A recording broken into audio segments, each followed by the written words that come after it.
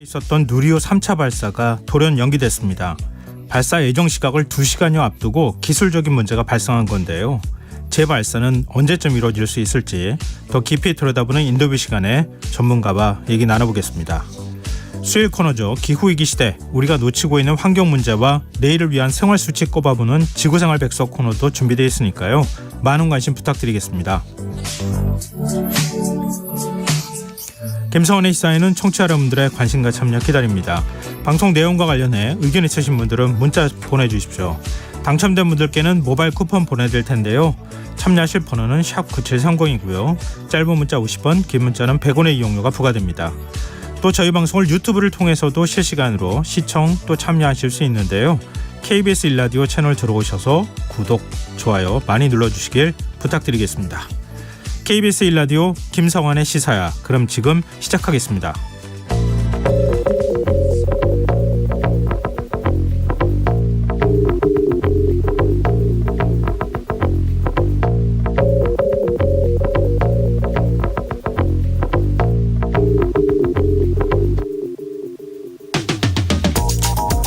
올해 1분기 합계 출산율이 역대 최저치를 기록했다고 합니다. 통계청이 발표한 인구 동향에 따르면 올해 1분기 합계 출산율은 0.81명, 그러니까 가임기 여성 1명이 평생 낳을 것으로 예상되는 아이 수가 1명도 채 되지 않는 상황이 계속 이어지고 있는 건데요. 통상 연초에 출생할 수가 많고 연말로 갈수록 줄어드는 추세를 고려하면 하반기 합계 출산율은 더 떨어질 것이란 관측이 나옵니다. 이런 가운데 서울시가 검토하고 있는 것으로 알려진 저출산 대책을 두고 논란이 이어지고 있습니다. 서울시는 청년들을 대상으로 자연스러운 만남을 주선하는 사업, 가칭 서울팅을 추진하는 방안을 검토하고 있다는데요. 지난 2015년 박근혜 정부에서도 만사결통, 그러니까 만사는 결혼해서 통한다는 만남 프로그램을 추진했다가 여론의 비판을 받은 바 있다는 점에서 벌써부터 실효성 논란이 일고 있습니다. 그렇다면 정부는 어떨까요? 윤석열 대통령이 최근 국무회의에서 저출산 문제 해결책으로 외국인 가사 도우미 도입 필요성을 언급한 사실이 뒤늦게 알려졌습니다. 상대적으로 임금이 낮은 동남아 출신 외국인을 가사 도우미로 고용할 수 있도록 해서 육아 부담을 덜어주겠다는 건데요. 출산율을 끌어올리기 위한 고육책이라고는 하지만 인권 침해 논란도 생각해 봐야 할 부분일 겁니다.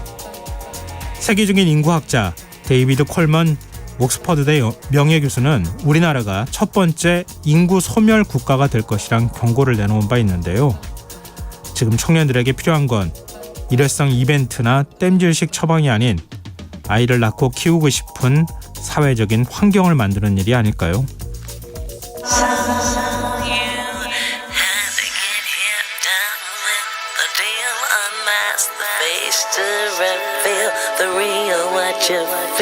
You and your everyday situations, all the unnecessary complications.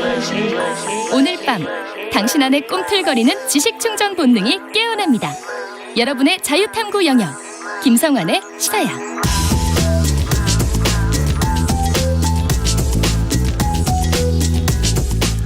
오늘 놓쳤던 뉴스 꼼꼼히 정리해드리는 뉴스야 시간입니다. 오늘은 김민하 시사평론가 나와 계십니다. 안녕하세요. 안녕하세요. 네, 지금 후쿠시마 오염수 시찰단이 이틀째 원전 현장을 점검하고 있는 것으로 알려졌는데요. 오늘 국회 외통위에서는 시찰단의 활동을 두고 여야간 공방이 벌어졌어요. 일단 오늘 오후에 후쿠시마 오염수 시찰단장 유고키 원자력 안전위원장이 이 성과 내지는 지금 진행 상황에 대해서는 얘기를 했습니다. 네. 보고자 했던 설비들은 다 봤다. 시찰을 통해서 안전성 평가에서 진전을 이룰 수 있을 것이다. 여러 가지 추가 분석 작업이 필요하다 이렇게 얘기를 했고요. 도쿄전력이 성실히 안내했고 요청한 자료에 대해서 긍정적으로 검토한다고 했다라고 얘기를 했습니다. 기자들이 도쿄전력이 혹시 공개에 난색을 보인 자료가 있는가 이렇게 물어본 거에 대해서 네. 아직 구체적으로 없다 이렇게 얘기했는데 그러면서도 원칙적으로 영업기밀과 관련된 자료는 어느 자라도 주지 않는다 이렇게 얘기를 했고요. 그다음에 이제 시찰단의 활동을 두고 국회에서 논란이 벌어진 내용을 말씀드리면 더불어민주당은 시찰단은 들러리에 불과하다. 오염수 방류를 용인하기 위한 수순이다. 이렇게 주장을 했습니다. 하지만 국민의힘은 이런 주장에 대해서 국민들의 어떤 공포를 조장하는 무책임한 정치 선동이다. 이렇게 반박을 했고요. 이 자리에 박진 외교부 장관도 있었는데 네. 외교부 장관 박진 외교부 장관은 이 일본에 간 파견단은 시찰단이냐 검증단이냐 이 질문에 대해서 예. 검증은 국제기구인 IAEA가 하고 우리 시찰단은 확인과 점검을 한다 이렇게 얘기를 했습니다. 그리고 이제 지금 일본의 농수산성이 이제 이 후쿠시마 수산물 수입에 대해서도 재개를 요청하고 싶다라고 얘기한 거에 대해서 네네. 박진 장관은 국민의 생명 건강과 직결되는 문제이기 때문에 국민의 불안과 우려가 해소되지 않을 경우에는 수입할 수 없다 이렇게 얘기를 했습니다. 도쿄 전력이 말하는 영업 기밀이 뭐예요? 뭘까요? 뭐 더 그 영업 기밀이 뭔지를 아니, 구체적으로 안전성을 검증하기 위해서 뭐 알프스라고 하는 핵종 제거 시설이나 이런 것들을 제대로 가동하고 있는지 이런 것들을 자료를 구체적인 수치나 이런 것들을 제시하는 게 그 영업 기밀이기 때문에 안 주겠다는 거예요? 아니면 뭐 다른 걸 얘기하는 겁니까? 제가 해석하기로는 애초에 안 물어봤다는 취지인 것 같습니다. 영업 기밀에 해당하는 것으로 추측이 되는 것은 네. 어느 나라도 가르쳐 주지 않기 때문에 요청하지 않았다에 가까운 답변으로 해석이 됩니다. 알려주고 싶지 않은 것 같다는 생각도 좀 한편으로 들긴 하는데 국회 과방위에서도 이 문제가 다뤄졌다고요? 그렇습니다. 국민의힘은 더불어민주당이 국정에 발목을 잡으려고 거짓 선동을 하고 있다. 이 후쿠시마 오염수의 위험이나 이런 거에 대해서 과장을 하고 있다 이렇게 주장을 했고요. 예. 그러면서 이제 이명박 정부 당시 어떤 광우병 논란 이런 것들을 언급을 하면서 이 과학적이지 않은 그러한 선동이다라고 재차 주장을 했습니다. 민주당은 오염수 방류에 대한 정부 대응은 이 대일 구력외교의 연장선에 있다. 강하게 비판을 했고요. 네. 그리고 지금 시찰단 명단 세부 일정 이런 것들을 공개하지 않는 거에 대해서도 문제 제기를 했습니다. 그리고 이 자리에서 그 최근에 상당히 희화가 되고 있는데 영국 옥스퍼드 대학교의 웨이드 앨리슨 명예교수가 후쿠시마 원전 오염수를 1리터도 마실 수 있다. 뭐 10리터도 마시겠다 이렇게 얘기한 거 있지 않습니까? 네네. 이 질문에 대해서 주한교 한국원자력연구원장이 답을 했는데요. 후쿠시마 오염수는 음용수 기준을 훨씬 넘기 때문에 마시면 안 된다는 것이 공식적인 입장이다 이렇게 얘기를 했습니다. 그러니까 오염수의 경우에 삼중수소 농도가 평균 62만 베크렐인데 음용수 기준이 1만 베크렐이다. 그렇기 때문에 앨리슨 교수의 발언은 개인적인 돌출 발언이고 연구원은 상시 음용을 하면 안 된다라는 보도자료도 낼 예정이다. 이렇게 얘기를 해서 이것도 좀 논란이 됐습니다. 돌출 발언이라고 보기엔 너무 여러 차례 반복해서 얘기를 해가지고 그렇게 해석할 수는 없을 것 같고. 그리고 그렇게 해석할 수 없는 건데 이 교수는 예. 1리터를 마시겠다가 문제가 아니라 원전은 매우 안전하고 오염수도 안전하다는 주장을 지속적으로 해왔고 네. 그걸 모르는 상태에서 불러서 만약에 이런 얘기가 나왔으면 도출 발언일 텐데 아는 상태에서 그런 말을 하리라 생각하고 부른 거 아닙니까? 네. 물론 이제 오늘 이 주한교 원장은 한국원자력연구원이 부른 게 아니고 유관 단체가 이제 부른 것이다라고 해명을 했습니다만 예. 충분히 예상된 발언이었다라는 점에서 이제 돌출 발언이다라는 어떤 해명이 맞는 거냐에 대해서는 말씀하신 대로 논란이 불가피한 상황입니다. 네. 민주당 박강우 원내대표가 후쿠시마 오염수 방류를 반대하는 결의안을 채택할 예정이라고 밝혔어요. 그렇습니다. 박강우 원내대표가 어제에서 오늘도 이제 얘기를 했는데 후쿠시마 오염수 방류를 반대하는 결의안을 국회에서 통과시킬 것을 제안한다. 오염수 방류를 반대하고 국회 검증특별위원회를 구성해서 여야가 공동으로 검증하는 내용을 담자는 것이다. 이렇게 얘기를 했고요. 이재명 대표도 이 대목을 이제 지적을 하면서 국민의힘이 지난 2021년 4월에 발의한 이 후쿠시마 방사능 오염수 방류 결정 규탄 결의안을 거론을 했습니다. 그래서 이 여당이 그때는 옳았는데 지금은 틀렸다는 거냐. 현재 상태로 오염수 해양 투기가 절대 불가하다는 점. 해서는 안 된다는 점. 여당도 여당 대표도 또 정부의 조태용 안보실장도 당시 동의했던 거 아니냐. 그러니까 여기에 좀 함께하자 이런 얘기를 했는데 네. 뭐 현실이 될 것이냐는 상당히 불투명한 상황으로 보입니다. 네. 앞서 과방위 얘기 잠깐 했지만 오늘 과방위에서 한상혁 방송통신위원장 거취 문제를 두고 여야 간에 설전이 벌어졌어요. 그렇습니다. 한상혁 방송통신위원장의 면직 논란인데요. 예. 면직과 관련된 절차가 진행 중이고 곧 이제 대통령실에 통보가 된다 뭐 이런 얘기가 보도가 되고 있는데 국민의힘은 2020년에 TV조선 이제 재승인 심사 과정에서 점수 조작에 가담한 혐의를 받고 있다라는 이유를 들어서 범죄 행위에 명백한 근거가 있기 때문에 방통위원장직을 사퇴해야 된다 이 주장을 했습니다. 네. 여기에도 더불어민주당은 이 합의제 기구에서 임기가 보장되어 있는 그런 어떤 법의 근거가 있는데 지금 이렇게 주장을 하는 것은 언론 자유와 독립성을 침해하는 행위이고 또 면직을 추진하는 것도 마찬가지다라면서 반론을 폈습니다. 한상혁 위원장도 입장 냈죠. 그렇습니다. 방통위원장의 지위는 방통위설치법에서 엄격하게 신분을 보장하고 있다. 단순히 기소됐다는 사실만으로 면직 처분을 진행한다는 것은 매우 부당하다 이렇게 주장을 했고요. 네. 이후 예정된 면직 처분이 행해진다면 행정처분 취소 소송이든 집행정지 신청이든 가능한 법적 대응 방법을 모색을 하겠다 이렇게 얘기를 했습니다. 네. 그리고 언론에 이제 한상혁 위원장이 했다는 발언이 이제 보도가 되지 않았습니까? 이제 공소장에 표현됐다는 건데 예. 이러한 이제 재승인 심사 과정에서 점수가 예상보다 높게 나온 거에 대해서 뭐 이러다 욕 먹겠다, 뭐 미치겠다, 뭐 이렇게 얘기했다는 거에 대해서 네네. 그것이 사실이냐라고 묻는 질문에 대해서도 입장을 얘기를 했는데 네. 그게 공소 사실과는 관계가 없는 대목인데 공소장에 기재가 돼 있고 그것을 재판 과정에서 지적을 할 것이다. 그렇기 때문에 대단히 부적절한 그러한 이제 망신주기용 표현이라고 생각한다. 이렇게 반박을 하는 장면도 나왔습니다. 그러니까 망신주기형 표현을 검찰이 언론에 흘려줬다. 이렇게 정확하게 표현하면 그렇게 되는 거죠. 그런 셈입니다. 그것을 의도하고 공소장에 썼다. 뭐 이렇게 되겠죠.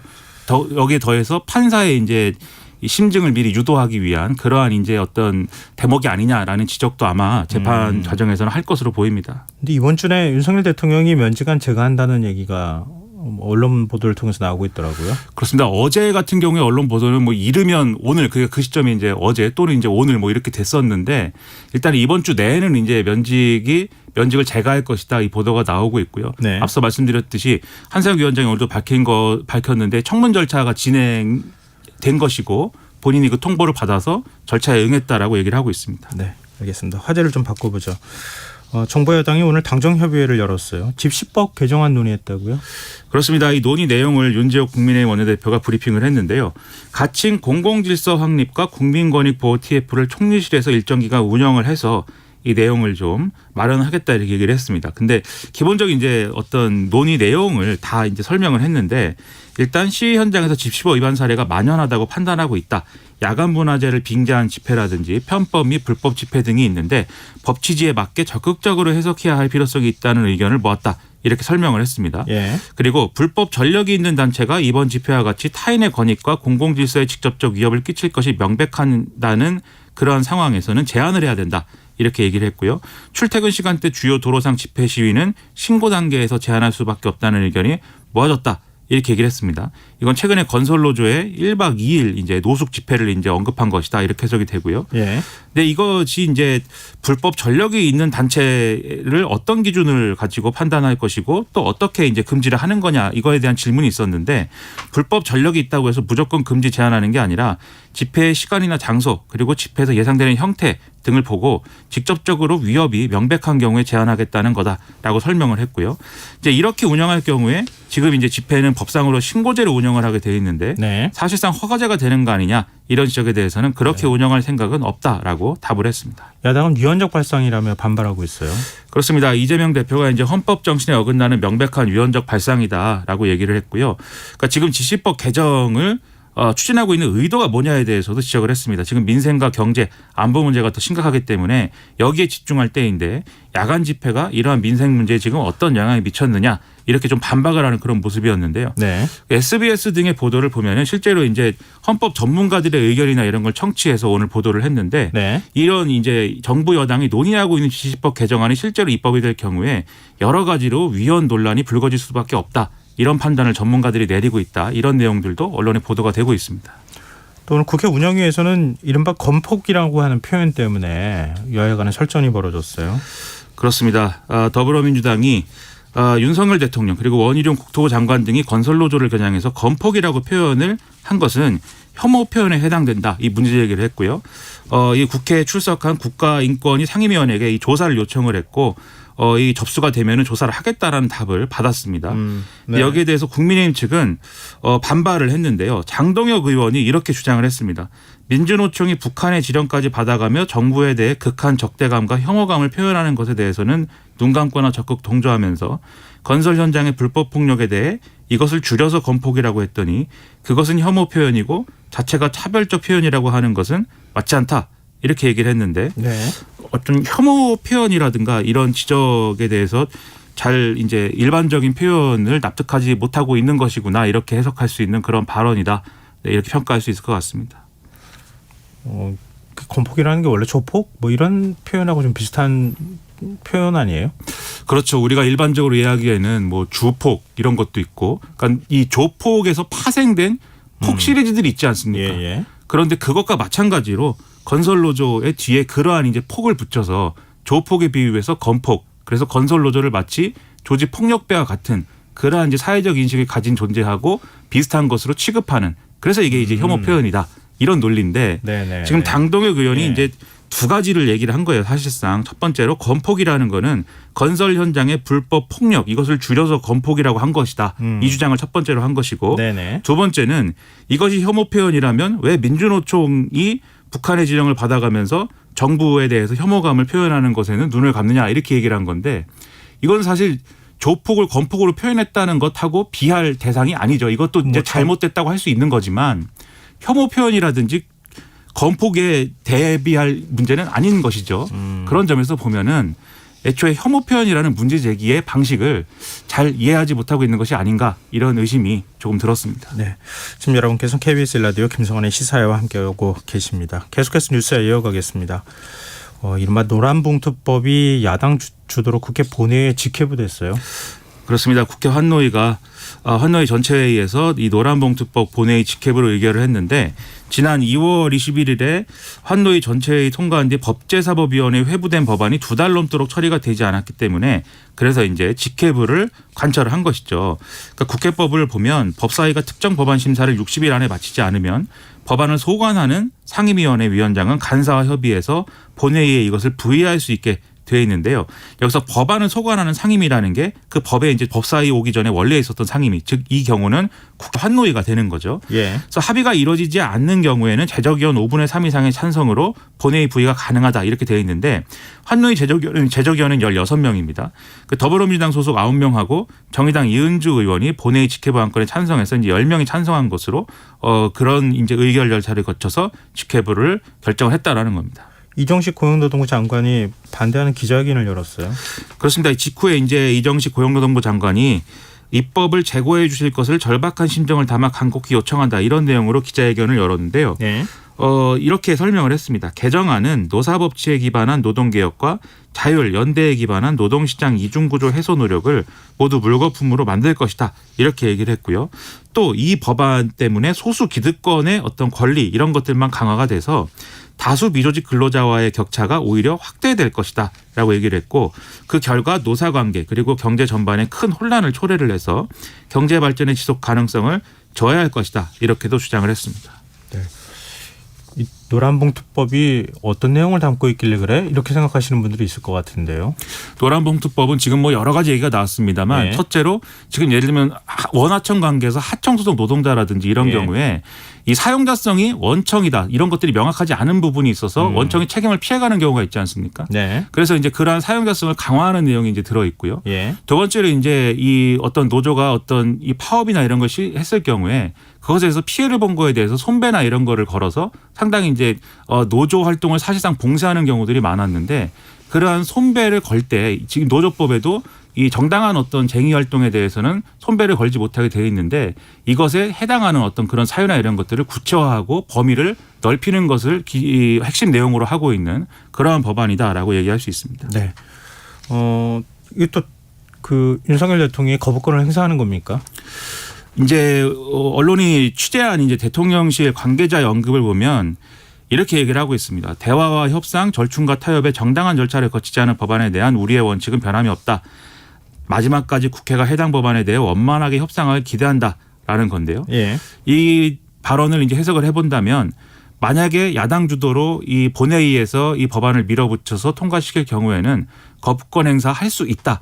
이런 이제 언급으로 보여서 만약에 이 거부권 행사하게 되면 대통령이 비슷한 방식으로 처리된 법안에 대해서 세 번째 거부권 행사하게 되는 것인데 네. 뭐 정말 그렇게 되는 것인지는 여전히 이제 지켜봐야 될 문제지만 그러한 기류다라고 볼 수 있는 답변이다라고 볼 수가 있겠습니다. 김대기 대통령 비서실장이 국회 협조를 요청했어요. 그렇습니다. 김대기 대통령 비서실장이 이런 입장을 냈습니다. 주요 국정 현안에 대해서 국회와 더 긴밀히 협의하겠다. 국민들께 약속드린 국정과제를 차질 없이 이행하고 3대 개혁도 속도를 내려면 국회 차원의 적극적인 입법 지원이 필요하다라고 얘기를 했는데요.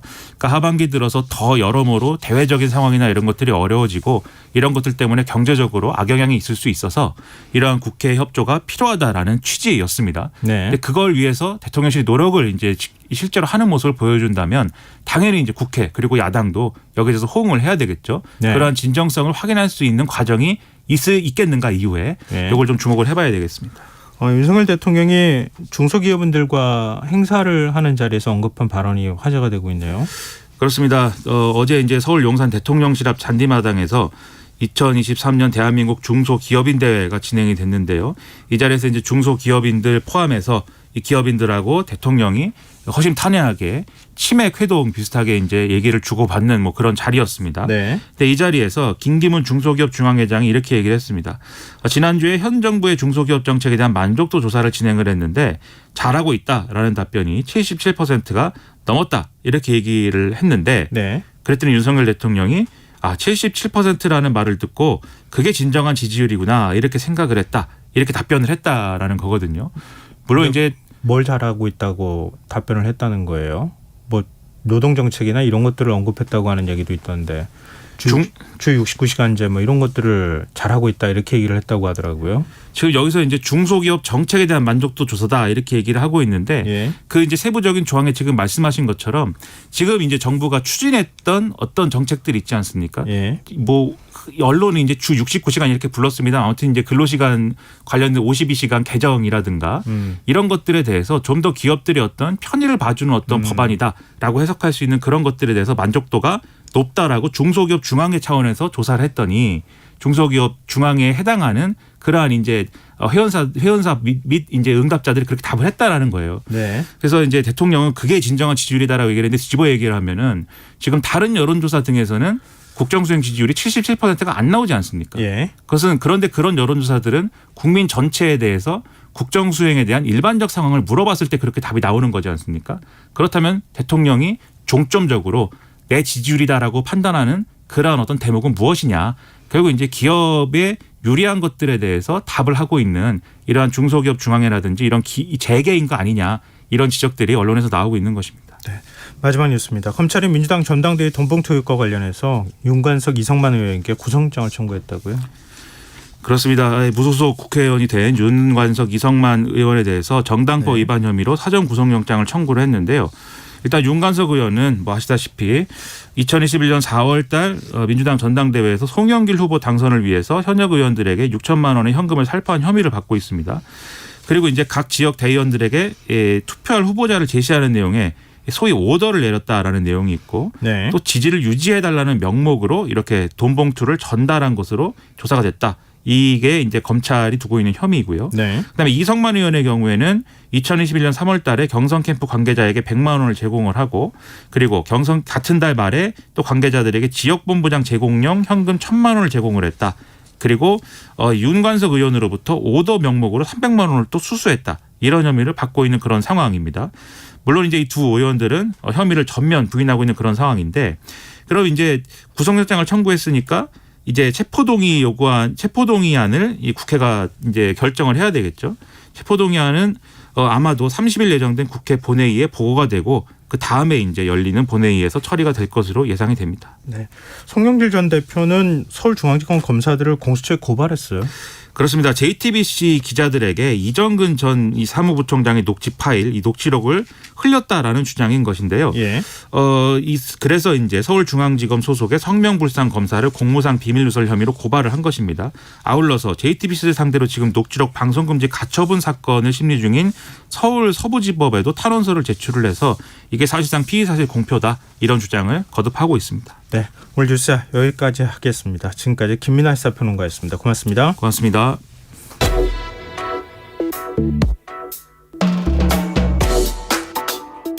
더 나은 내일을 준비하는 시간 KBS 1라디오 김성환의 시사야. 오늘 오후 예정됐던 누리호 3차 발사가 불과 3시간여를 앞두고 취소됐습니다. 이 문제가 얼마나 심각한 건지 재발사는 언제쯤 가능할지 최창호 한국항공우주연구원 박사 연결해서 얘기 나눠보도록 하겠습니다. 박사님 안녕하십니까? 네, 안녕하세요. 최창호입니다. 예. 지금 뭐 통신 이상이다 이렇게 언론에 지금 알려지고 있는 상황인데요. 구체적으로 어느 부분에 문제가 있었고 이게 실제로 어느 정도 심각한 오류입니까? 네, 그 발사체 헬륨을 공급하는 밸브를 제어하는 과정에서요. 발사 제어 컴퓨터하고 발사대 설비 제어 컴퓨터 간의 통신 이상이 발견되었습니다. 이 헬륨을 주입하는 과정이 이제 추진제 주입하기 전에 이제 수행되는데요. 예. 이게 문제가 생기면 추진제를 공급하는 절차를 더 이상 진행할 수가 없어서 발사 준비를 중단하게 되었습니다. 참고로 이제 발사체 헬륨은 추진제 공급 밸브 작동하고요. 엔진 제어용으로 사용됩니다. 그래서 헬륨이 공급이 안 되면은 더 이상 발사를 진행할 수가 없는 거죠.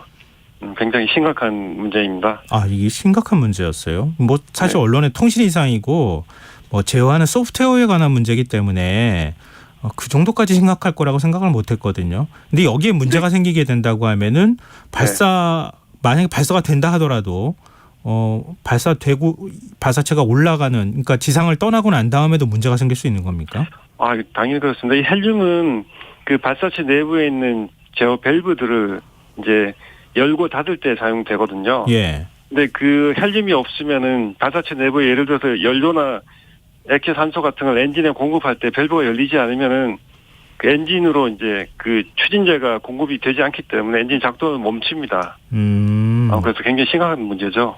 근데 헬륨의 공급을 위한 문제는 아닌 것 같고요. 헬륨의 그 공급하는 밸브를 작동하기 위한 그 소프트웨어 이런 것들이 아마 통신이 안 돼서 지금 문제가 되고 있는 것 같아요. 그러니까 운용을 못하는 거죠. 예. 헬륨 밸브 자체의 문제가 아니라 헬륨 밸브든지 뭐 이런 것들을 운영하는 소프트웨어 지금 통신에 문제가 있는 것 같습니다. 지금은. 근데 2차 발사는 성공을 했잖아요. 근데 네. 거의 동일한 설계가 이루어졌고 동일한 소프트웨어를 네. 사용하지 않았겠습니까? 네. 그래서 이제 이번에는 위성까지 탑재해서 동일한 형태로 네. 이제 쏘는 이런 것들을 이제 선택했던 네. 건데 네. 그런데도 이렇게 차이가 나는 겁니까? 아, 그게 정말 어려운데요. 예. 사실 그 리허설만 3번 정도 실시했거든요. 이번 3차 발사 준비 과정에서. 예.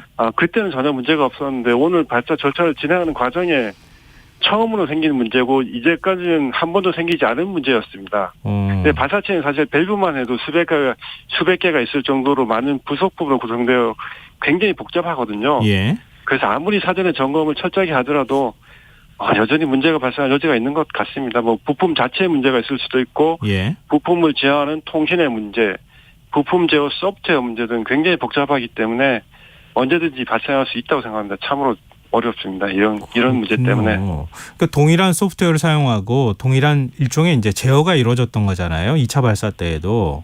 그랬는데도 이번에도 통신 소프트웨어, 그 제어하는 소프트웨어에 문제가 발견이 되고 또 통신에 좀 문제가 있는 것으로 이렇게 나타날 수도 있는 거네요.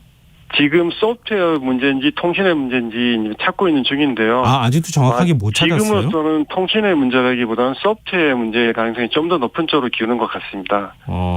그래서 그 사실은 근데 발사를 거듭하면서 이제 반복하면서 이전보다 좀 더 이제 나온 방향으로 조금씩 바꾸기는 하거든요. 네. 수정을 하는데 그 수정하는 과정에서 수정을 하고 나서 이제 다시 점검을 하고 이런 절차를 거치지만 지금처럼 그 점검 작업을 수차례 해서 문제가 없었는데 갑자기 이렇게 나타나는 경우에는 문제를 참 파악하기가 정말 어렵습니다. 굉장히 너무나 많은 복잡한 그 변수들이 있기 때문에요. 네.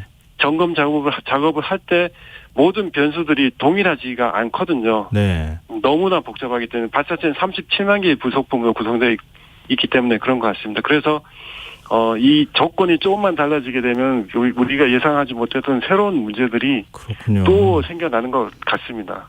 아마 이런 것들 때문에 사실은 계속 반복해서 그 발사 준비를 하고 발사하는 과정을 거쳐야 되는 것 같습니다. 그래서 이제 신뢰도를 높이는 작업들을 계속 수행해야 될 것 같습니다.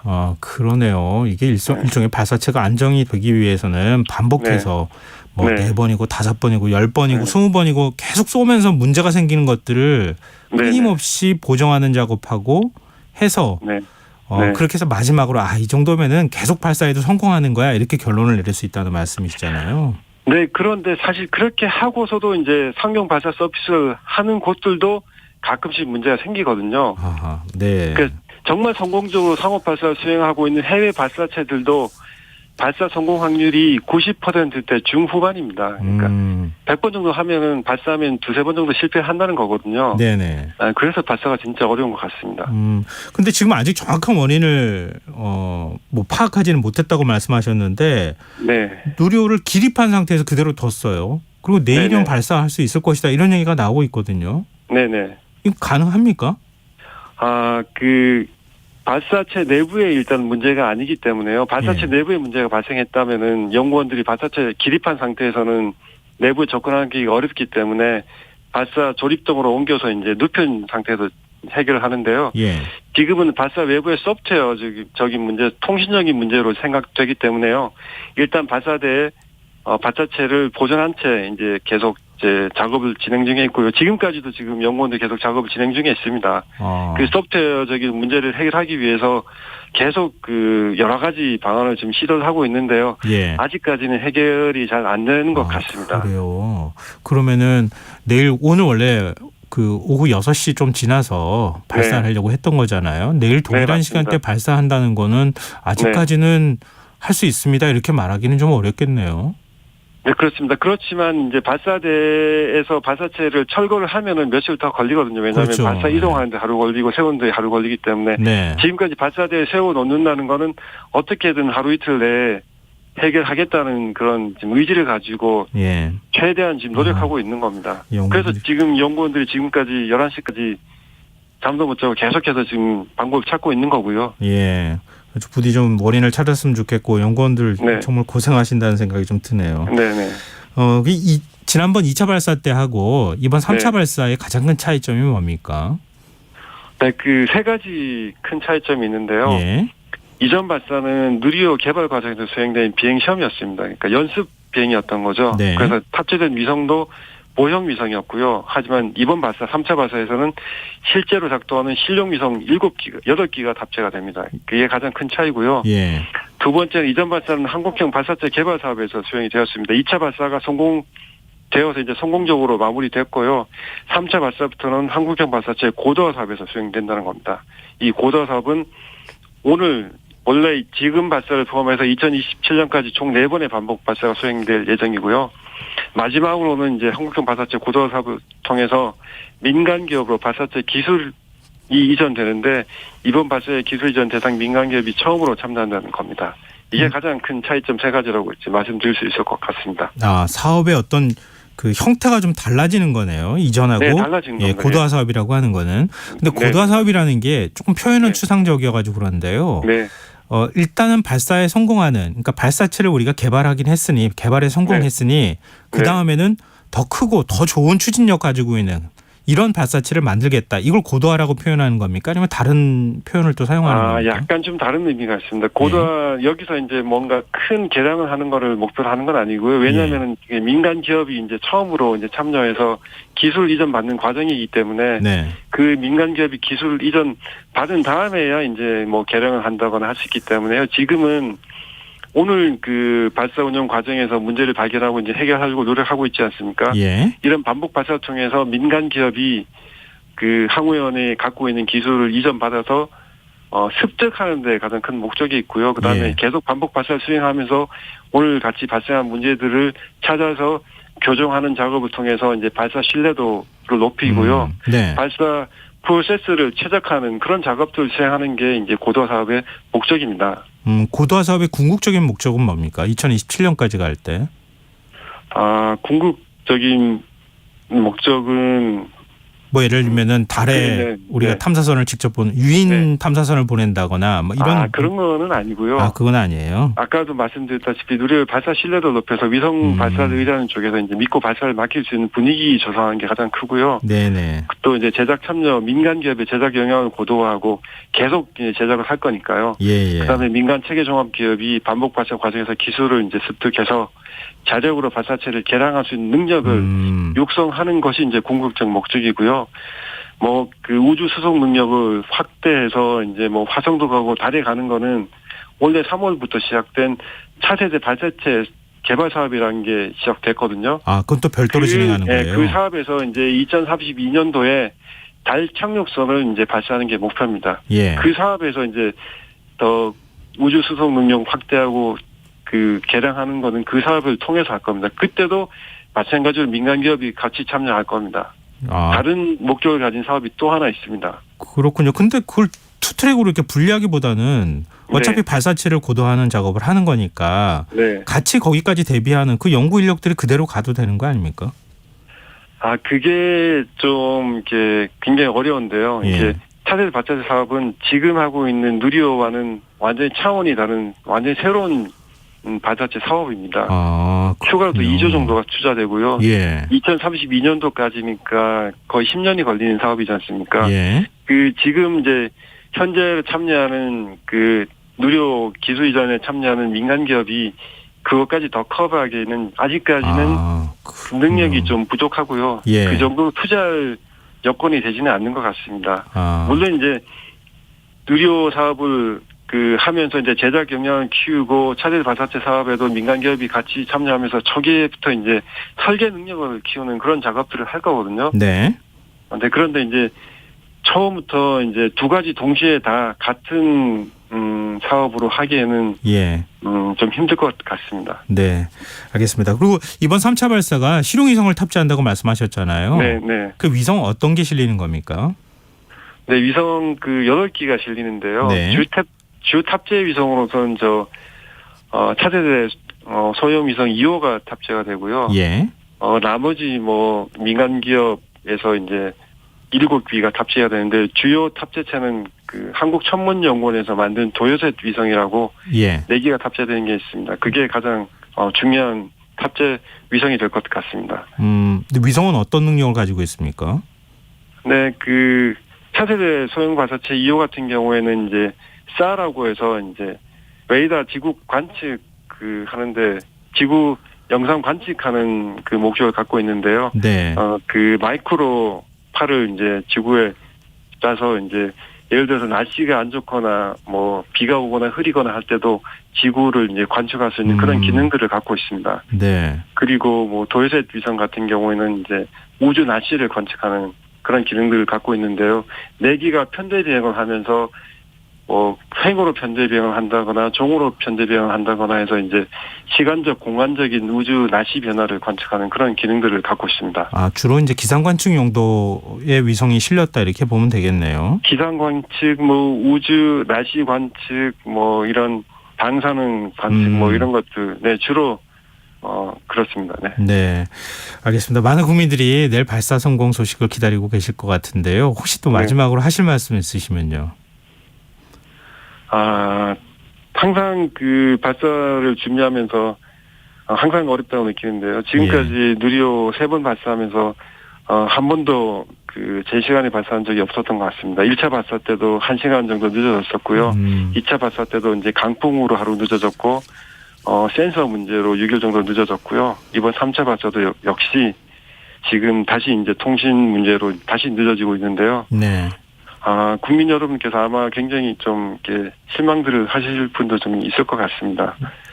그렇지만 이게 발사가 이렇게 어려운 거구나 하고 좀 많이 이해해 주셨으면 좋겠고요. 지금 이 시간에도 이제 문제를 해결하기 위해서 노력하고 있는 동료 연구원들에게도 참 정말 고맙고 이제 감사하다는 말씀 좀 드리고 싶습니다. 네. 저희가 오히려 감사하다는 말씀 꼭 전해드리고 싶네요. 내일 꼭 성공했으면 좋겠고요. 그렇게 조금 더 연기된다 하더라도 결국 나중에 성공하는 게 더 중요한 거니까요. 너무 큰 부담 갖지는 않으셨으면 좋겠습니다. 네. 오늘 말씀 고맙습니다. 네, 감사합니다. 네, 지금까지 한국항공우주연구원 최창호 박사였습니다.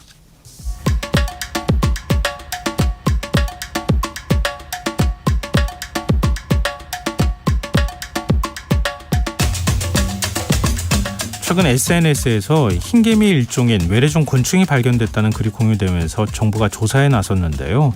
이 흰개미는 나무로 된 구조물을 갉아먹는 것으로 알려져서 좀 우려가 커지고 있습니다. 지구생활백서 사단법인 넥스트 윤지로 수석과 함께 이 외래종 곤충에 대한 얘기 나눠보도록 하겠습니다. 안녕하세요. 네, 안녕하세요. 흰개미인데 흰개미도 너무 종류가 많다고 해가지고요. 네, 어떤 종류의 흰개미입니까? 몇천 종이라고 하는데 이번에 그 강남 논현동 주택에서 나온 거는 마른 나무 흰개미 크립토털 미스 속이라고 하네요. 어렵습니까, 네. 이름이.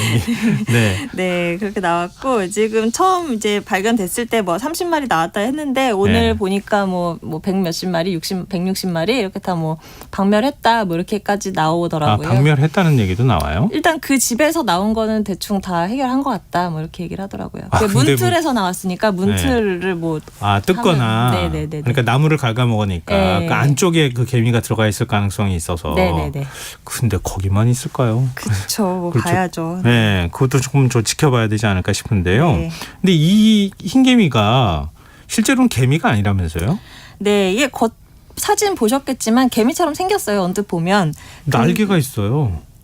이제 그거는 번식하러 나온 애들이 날개를 달고 나오는 거고, 아, 그래요? 네, 그 안에 들어가 있는 건 진짜 하얀색 개미예요. 개미처럼 생겼어요. 근데 네. 이게 개미냐 아니냐를 갖고서 되게 예전부터 이 의문을 제기를 했었더라고요. 아, 그래요? 네, 한 100년 전에, 그러니까 1934년에 어떤 그 미국의 클리블랜드라고 하는 곤충학자가 이거 아무래도 바퀴벌레 같은데 이렇게 가설을 제기합니다. 왜냐하면 이제 갑옷바퀴라고 하는 바퀴벌레가 있어요. 네. 이건 우리나라에도 있는 종인데 얘는 딱 생김새도 바퀴벌레 같이 생겼거든요.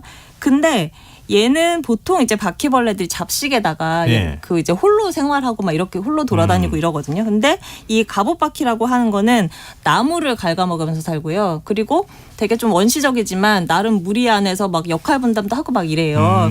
그러다 보니까 이런 게 흰개미랑 되게 비슷하네. 얘 혹시 바퀴 아니야? 막 이렇게 이제 가설을 제기를 했던 거죠. 네. 그리고 이제 장에서도 그 섬유소를 분해하는 그런 이제 특별한 미생물들이 같이 공통적으로 발견되고 하다 보니까 그런데 이제 받아들여지지 않다가 2007년에야 비로소 DNA 분석 이런 걸 하면서 얘 바퀴 맞구나 이렇게 이제 된 거죠. 와, 그러면 거의 한 80년 전에 이 사람은 그거구나. 바퀴벌레 종류네. 이거 알아봤다는 거잖아요. 그렇죠. 진짜 대단하네요. 네. 근데 실제로 이렇게 겉보기로 이름을 지었다가 나중에 보니까 이게 아니네 하는 것들이 좀 있어요. 예를 들면 꼼장어. 꼼장어도 사실 장어가 아니고요. 우리 참매라고 하는 뭐 보라매. 이제 보라매, 참매. 걔도 매가 아니더라고요. 그건 뭐예요? 매가 아니고 수리목이라고 하고 매는 또 다른 종류고 아무튼 그렇고 뭐 익룡, 어룡 이런 것들도 공룡이 아니고. 공룡이 아니고. 네. 네. 그래서 흰개미도 보면은 개미랑 비슷하지만 뭐 더듬이 모양이라든가 이런 게 다르고 수명도 훨씬 길어요. 수명도 개미는 뭐 길면 몇 년, 보통 짧으면 몇 개월 이렇게 사는데 흰개미는 뭐 긴 건 50년 이상도 사는 게 오래 있대요. 살아요? 네네. 그래서 약간 그러니까 사회적인 바퀴벌레다 이렇게 보시면 될 것 같습니다. 근데 이거 그러면 개미라고 불러야 될지 바퀴벌레라고 불러야 될지 되게 애매한데 일단 흰개미라고 우리가 부르고요. 이 흰개미가 목조 문화재를 갉아먹는다고요? 그래서 지금 심각하다고 하는 거잖아요. 네, 그렇죠. 이제 사실 흰개미라는 게 뭐 나온 게 이번이 처음은 아니에요. 흰개미가 아까 말씀하신 것처럼 종류가 워낙 많아서 우리나라에도 있었는데 이제 보통 우리한테 인간에게 피해를 주는 그런 흰개미는 크게 세 종류가 있다고 해요. 축축한 나무를 갉아먹고 사는 게 하나 있고요. 그다음에 땅 속에 살다가 목재기둥 타고서 올라오는 애가 하나 있고 그리고 요번에 나온 마른 나무를 먹고 사는 이런 것들이 있는데 이제 우리나라에 원래 있었던 거는 그 땅 속에 살다가 이제 올라오는 그런 게 이제 우리나라에 있었던 겁니다. 그래서 뭐 그 종묘 같은 경우도 이게 하도 기둥을 파먹어서 기둥을 아예 통째로 바꾼 적이 있다고 해요. 그리고 팔만대장경 경판도 피해를 입었다고 하고 그리고 이제 특히 미국 같은 경우에는 이 그 땅 속에서 올라오는 이게 지하 흰개미 뭐 이렇게 번역을 할 수 있을 것 같은데 이게 피해가 굉장히 심각한 수준인데요. 한 연간 우리 돈으로 6, 7조 원의 피해가 이제 흰개미 때문에 발생을 하는데 그 중에 80%가 그 지하 흰개미 때문에 발생을 한다고 합니다. 그리고 제가 유튜브에서 흰개미를 두고서 한 실험 영상을 봤는데요. 이게 목재만 먹는 건 아니에요. 목재만 먹는 게 아니라 우리 왜 패스트푸드점에서 감자튀김 시키면 종이봉투에 나오잖아요. 종이봉투 그리고 뭐 사전 그다음에 우리 신발 중에 캔버스화라고 하는 거 있잖아요. 그런 거 그다음에 뭐 수건 이런 것까지 다 갉아먹어요. 그러니까 거기 면섬유에도 셀룰로스라고 하는 게 있잖아요. 그걸 먹고 사는 애들이에요. 네. 그러니까 있으면 다 먹더라고요. 목성이 어마어마하네요. 네. 그러니까 사람들한테 큰 피해를 줄 수 있다 이런 거 아닙니까? 근데 이 지금 뭐라고 할까요? 이렇게 먹성이 좋은 개미들이 만약에 더 번식해가지고 우리나라 전체에 만약에 퍼진다. 네. 그럼 상당히 심각해지는 거 아니에요? 그렇죠. 심각하죠. 근데 다행인 거는 이제 뭐 우리나라에는 목조 건물, 사람들이 사는 목조 건물 자체가 그렇게 많지는 않으니까 지금 현재 이제 주의 깊게 봐야 되는 거는 문화재 이런 것들인데 네. 그래서 문화재 사실 피해 보고가 된 거는 꽤 오래됐더라고요. 몇십 년 됐는데 이거를 이제 2011년부터 국보나 보물 같은 중요 문화재에 대해서는 네. 5년 주기로 조사를 한다고 합니다. 그리고 또 이제 문화재 돌봄단이라고 하는 민간 모니터링은 그런 어떤 모임을 꾸려가지고요. 네. 여기서 이제 그분들이 돌아다니시다가 보고가 오면은 이제 나가서 방제를 하기도 하고. 그렇지만 사실 이제 자연 생태계에 이미 퍼져 있는 그런 곤충을 예. 그러니까 완전히 박멸한다는 건 사실 거의 불가능에 가깝거든요. 예. 그래서 작년에 나온 논문을 보니까요. 그런 국가지정 목조 건축 문화재 중에서 이제 탐지견을 갖고서 이렇게 딱 탐지를 시켰는데 네. 한 88%에서 흰개미가 있는 것 같은데 이런 반응이 나왔고 그리고 이제 51%에서는 실제로 육안으로 피해를 확인했다고 합니다. 그럼 생각보다요. 굉장히 피해를 많이 입히는 건데 그렇다고 또 완전히 없애지도 못하고 그쵸. 관리를 굉장히 잘해야 되겠다 이런 생각이 드는데요. 네. 근데 이번에 네. 이 마른 나무 흰개미라고 하는 거잖아요. 네. 이게 특히 문제가 되는 이유는 뭐예요? 이게 이제 특히 문제가 되는 거는 눈에 잘 안 띄어서 그렇습니다. 눈에 안 띄어요? 그렇죠. 왜냐하면 아까 이제 우리나라에 원래 있다고 하는 그런 이제 지하에서 올라오는 걔네들은 얘네들이 올라오면서 습기를 얘네들은 좀 어느 정도 유지를 해야 되고 또 천적으로부터 자기들을 보호하기 위해서 이제 땅 속에서 올라오면서 그 기둥을 타고 오면서 진흙이나 이제 자기 침 이런 걸 막 섞어가지고 터널 같은 걸 만들어요. 네네. 그래서 이제 보면은 여기가 지나가는 통로구나 이런 게 눈에 어느 정도 띄는데 네. 이 마른 나무 흰개미는 거의 그 밖으로 나올 이유가 없는 거예요. 그러니까 완전히 메마른 그 나무 속에서 평생을 살 수 있는 겁니다. 바깥으로 한 번도 안 나오고 그냥 나무 속에서 계속 사는 거예요? 네, 그러니까 눈에 얘네들은 안 띄고도? 네네, 그냥 일생 흙을 밟지 않고 거기서 살 수가 있대요. 그리고 물도 심지어 물도 안 먹고 그냥 목재 안에 아무리 말라도 수분이 몇 프로는 들어있잖아요. 그렇죠. 그냥 그걸로도 생존을 할 수 있다고 해요. 그러다 보니까 그 안에 있는 진짜 일개미나 이런 애들은 일생 나올 일이 없고 그래서 눈도 퇴화한 상태고요. 그래서 몸이 하얀 이유도 뭐 보호색이나 이런 걸 띌 이유가 없는 거예요. 그러네요. 네, 그래서 이제 하얀색이라고 하고 그래서 이제 요번에 나온 거 날개 달린 거는 이제 아까 말씀드린 대로 번식을 하려고 요맘때쯤 나오다가 이제 눈에 띄는 그런 거 외에는 사실은 눈에 띌 일이 없으니까 예. 그래서 이제 그 미국 같은 곳에서 이거 어떻게 우리 집에 있는지 알 수 있나요? 이런 이제 기사 같은 거 보면은 혹시 나무 기둥이나 이런데 톱밥 같은 가루가 떨어져 있으면 의심해 봐라. 막 이렇게 간접적으로 추정을 할 수 있는 거죠.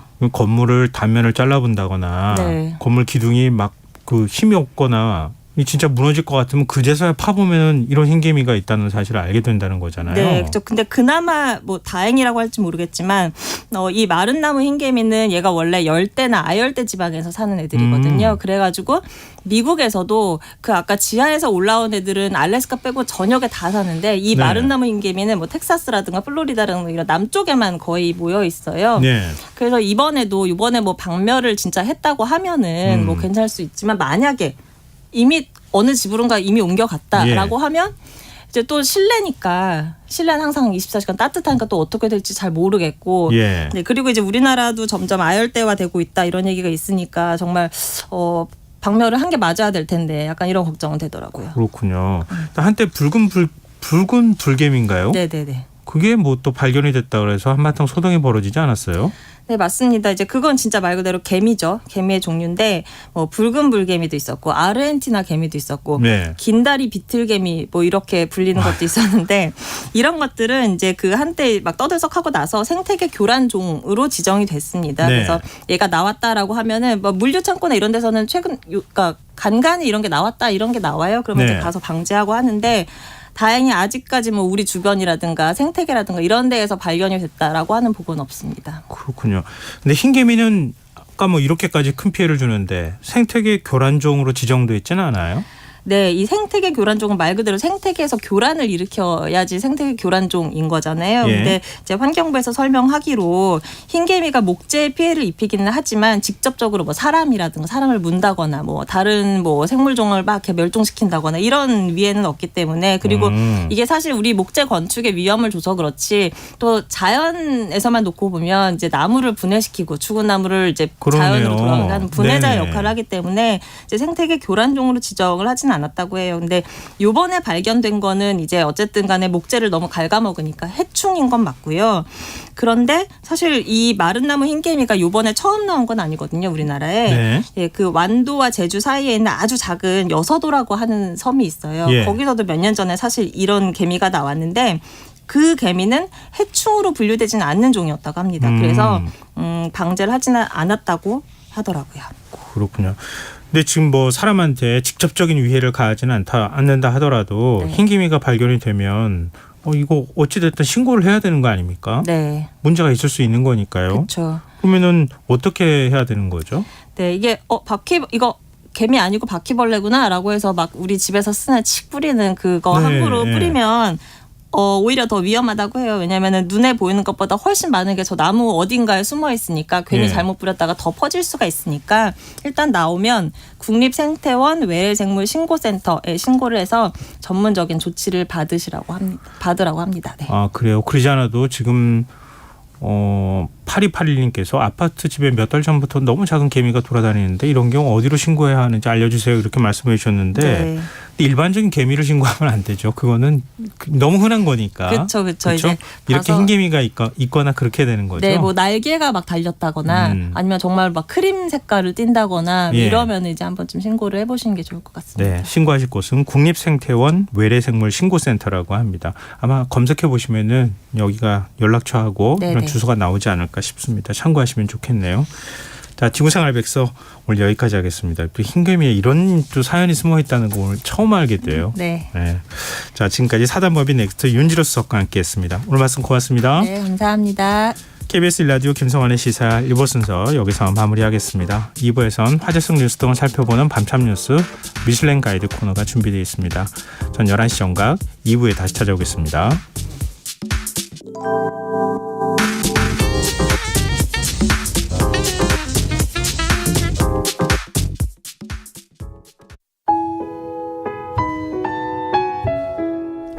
청취자 여러분, 위기 가정을 찾아주세요.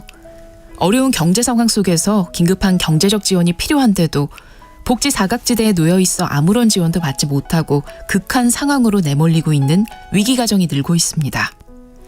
KBS 강태원 복지재단에서는 가정의 달을 맞아 사회 안전망에서 벗어나 위기에 처해 있는 가정을 발굴해 긴급 지원하는 사업을 시작합니다. 여러분 주위에 스스로의 힘만으로는 도저히 일어설 수 없는 힘든 이웃이 혹시 있는지 찾아봐 주세요.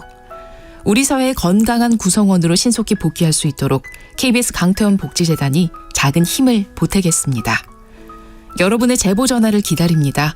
KBS 강태원 복지재단 제보 전화 1533-0900, 1533-0900입니다.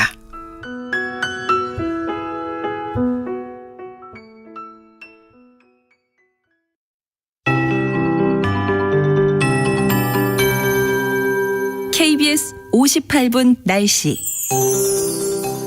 오늘 저녁에 충청권 남부와 전북 지방에는 소나기가 지나갔습니다. 오늘 밤까지는 약한 기압골의 영향으로 제주도와 전남 해안 지방에 산발적으로 빗방울 떨어지는 곳이 있겠습니다. 내일은 고기압 가장자리에 들겠습니다. 전국적으로 가끔 구름 많이 끼겠습니다. 낮 동안에는 자외선 지수가 매우 높아지겠고 미세먼지 농도는 좋음이나 보통으로 예상입니다. 모레는 오전에 중부지방과 호남, 경남 서부에 5mm 미만의 비가 조금 내리겠습니다. 모레 오후에는 대기 불안정으로 내륙지방을 중심으로 5에서 20mm의 소나기가 내리겠습니다. 그리고 일요일 오후에는 중부지방과 전북, 다음 주 월요일에는 전국에 비가 내릴 것으로 전망입니다. 내일 아침 기온은 광주, 대구 15도, 서울, 부산 16도가 예상입니다. 낮 기온 오늘 평년과 비슷하거나 조금 높겠습니다. 전주 28도, 서울, 대전, 대구 27도, 세종, 광주, 제주 26도, 인천, 부산, 울산 23도가 예상입니다.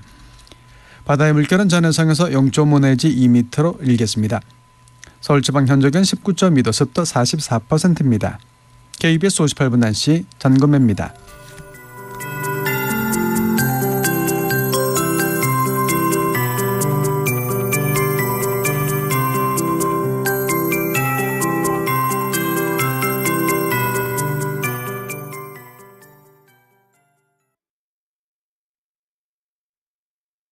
정성을 다하는 국민의 방송 KBS가 11시를 알려드립니다. AM 711kHz, FM 97.3MHz, KBS 1라디오입니다. HLKA.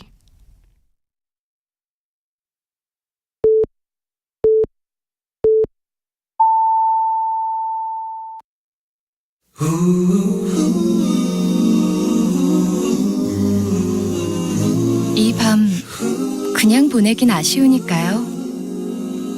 당신의 하루의 끝까지 야무지게 채워드립니다. 당신의 지식 충전소 김성환의 시사야.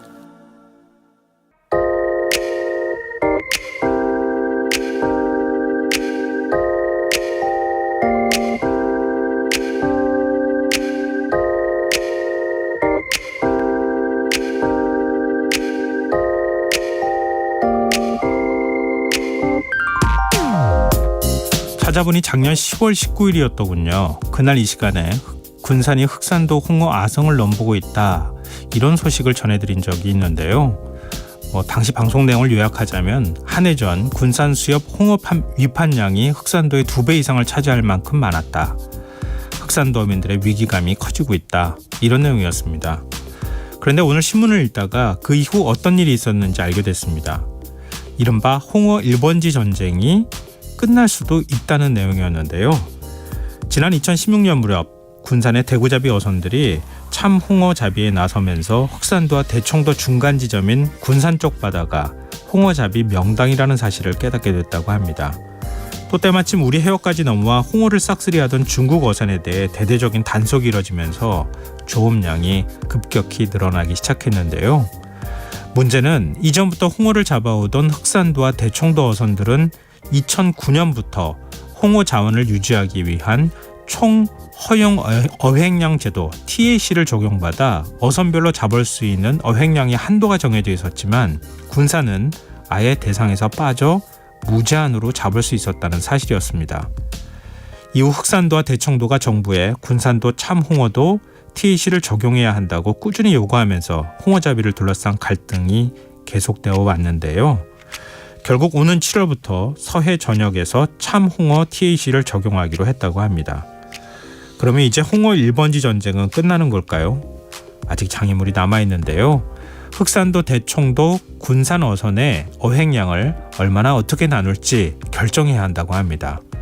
해양수산부가 국립수산과학원의 홍어 자원량 평가를 토대로 최근 3년 어획량, 어선 규모를 고려해 시도의 물량을 할당하는데, 후발주자 군산은 흑산도와 대청도에 비해 우리가 잡은 홍어 가격이 저렴한 만큼 어선별 어획량도 더 확보해야 한다는 입장인 반면에, 흑산도와 대청도는 군산이 많이 잡기 시작하면서 가격이 떨어진 걸 감안해 단계적으로 늘려줘야 한다 요구하고 있다고 합니다. 이 소비자 입장에서는 저렴한 가격에 홍어를 먹고 싶은 마음이지만 이 생존이 걸린 어민들에게는 전쟁이나 다름없을 터 부디 상생하는 길을 찾았으면 좋겠습니다. 지금까지 오늘의 발견이었습니다.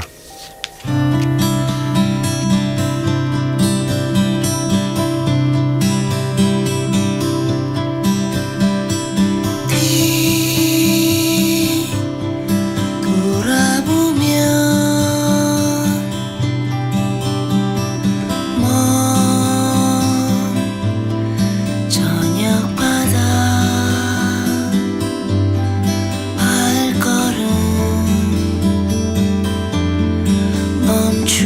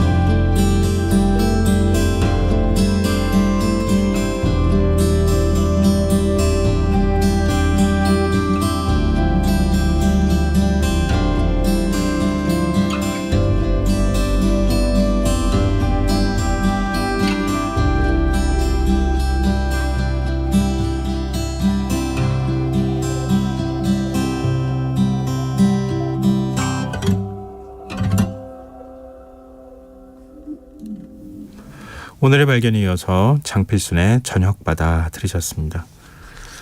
김성원의 시사는 언제나 청취자 여러분의 관심과 참여 기다립니다. 오늘도 방송 내용과 관련한 청취자분들 의견 들어오고 있는데요. 5230님, 어획량도 가격도 서로 잘 조절해서 윈윈하는 결과가 나오길 바랍니다. 이렇게 의견 주셨어요. 그리고 9068님, 더불어 살기 위해 좋은 해결책이 나왔으면 좋겠습니다. 이런 의견 주셨는데요. 저도 비슷한 마음이었어요. 근데 갑자기 그런 생각이 들더라고요. 홍어 하나를 두고서도 이렇게 삶의 전쟁터 같이 많은 어민들의 생계가 달려서 더 많이 잡느냐 적게 잡느냐 이걸 가지고 지금 사실은 신경전을 좀 벌이기도 하고 그러는 거잖아요. 그러니까 세상에 쉬운 게 없다 뭐 이런 얘기는 하지만 감히 다른 사람의 삶의 고달픔을 이해한다고 말할 수도 없겠구나 하는 생각 해봤습니다.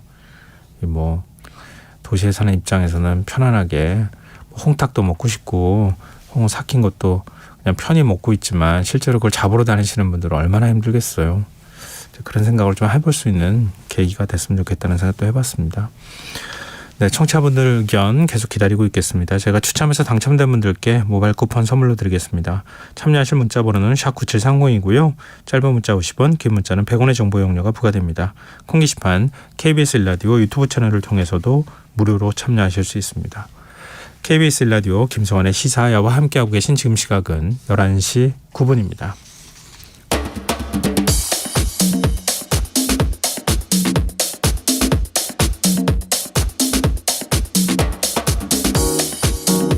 오늘 일어난 세상 곳곳의 소식들 당일 배송으로 전해드립니다. 밤참 뉴스 이현경 뉴스캐스터 나와 계십니다. 안녕하세요. 네, 안녕하세요. 네, 마약 투약 혐의를 받고 있는 배우 유아인 씨 오늘 구속영장 실질심사를 받았어요. 네, 오늘 오전 10시 30분에 서초구에 있는 서울중앙지법에 출석해서 11시부터 구속 전 피의자 신문 영장심사를 받았습니다. 유아인 씨가 오늘 검은색 수트에 넥타이를 하고 단정한 차림으로 포토라인에 섰는데요.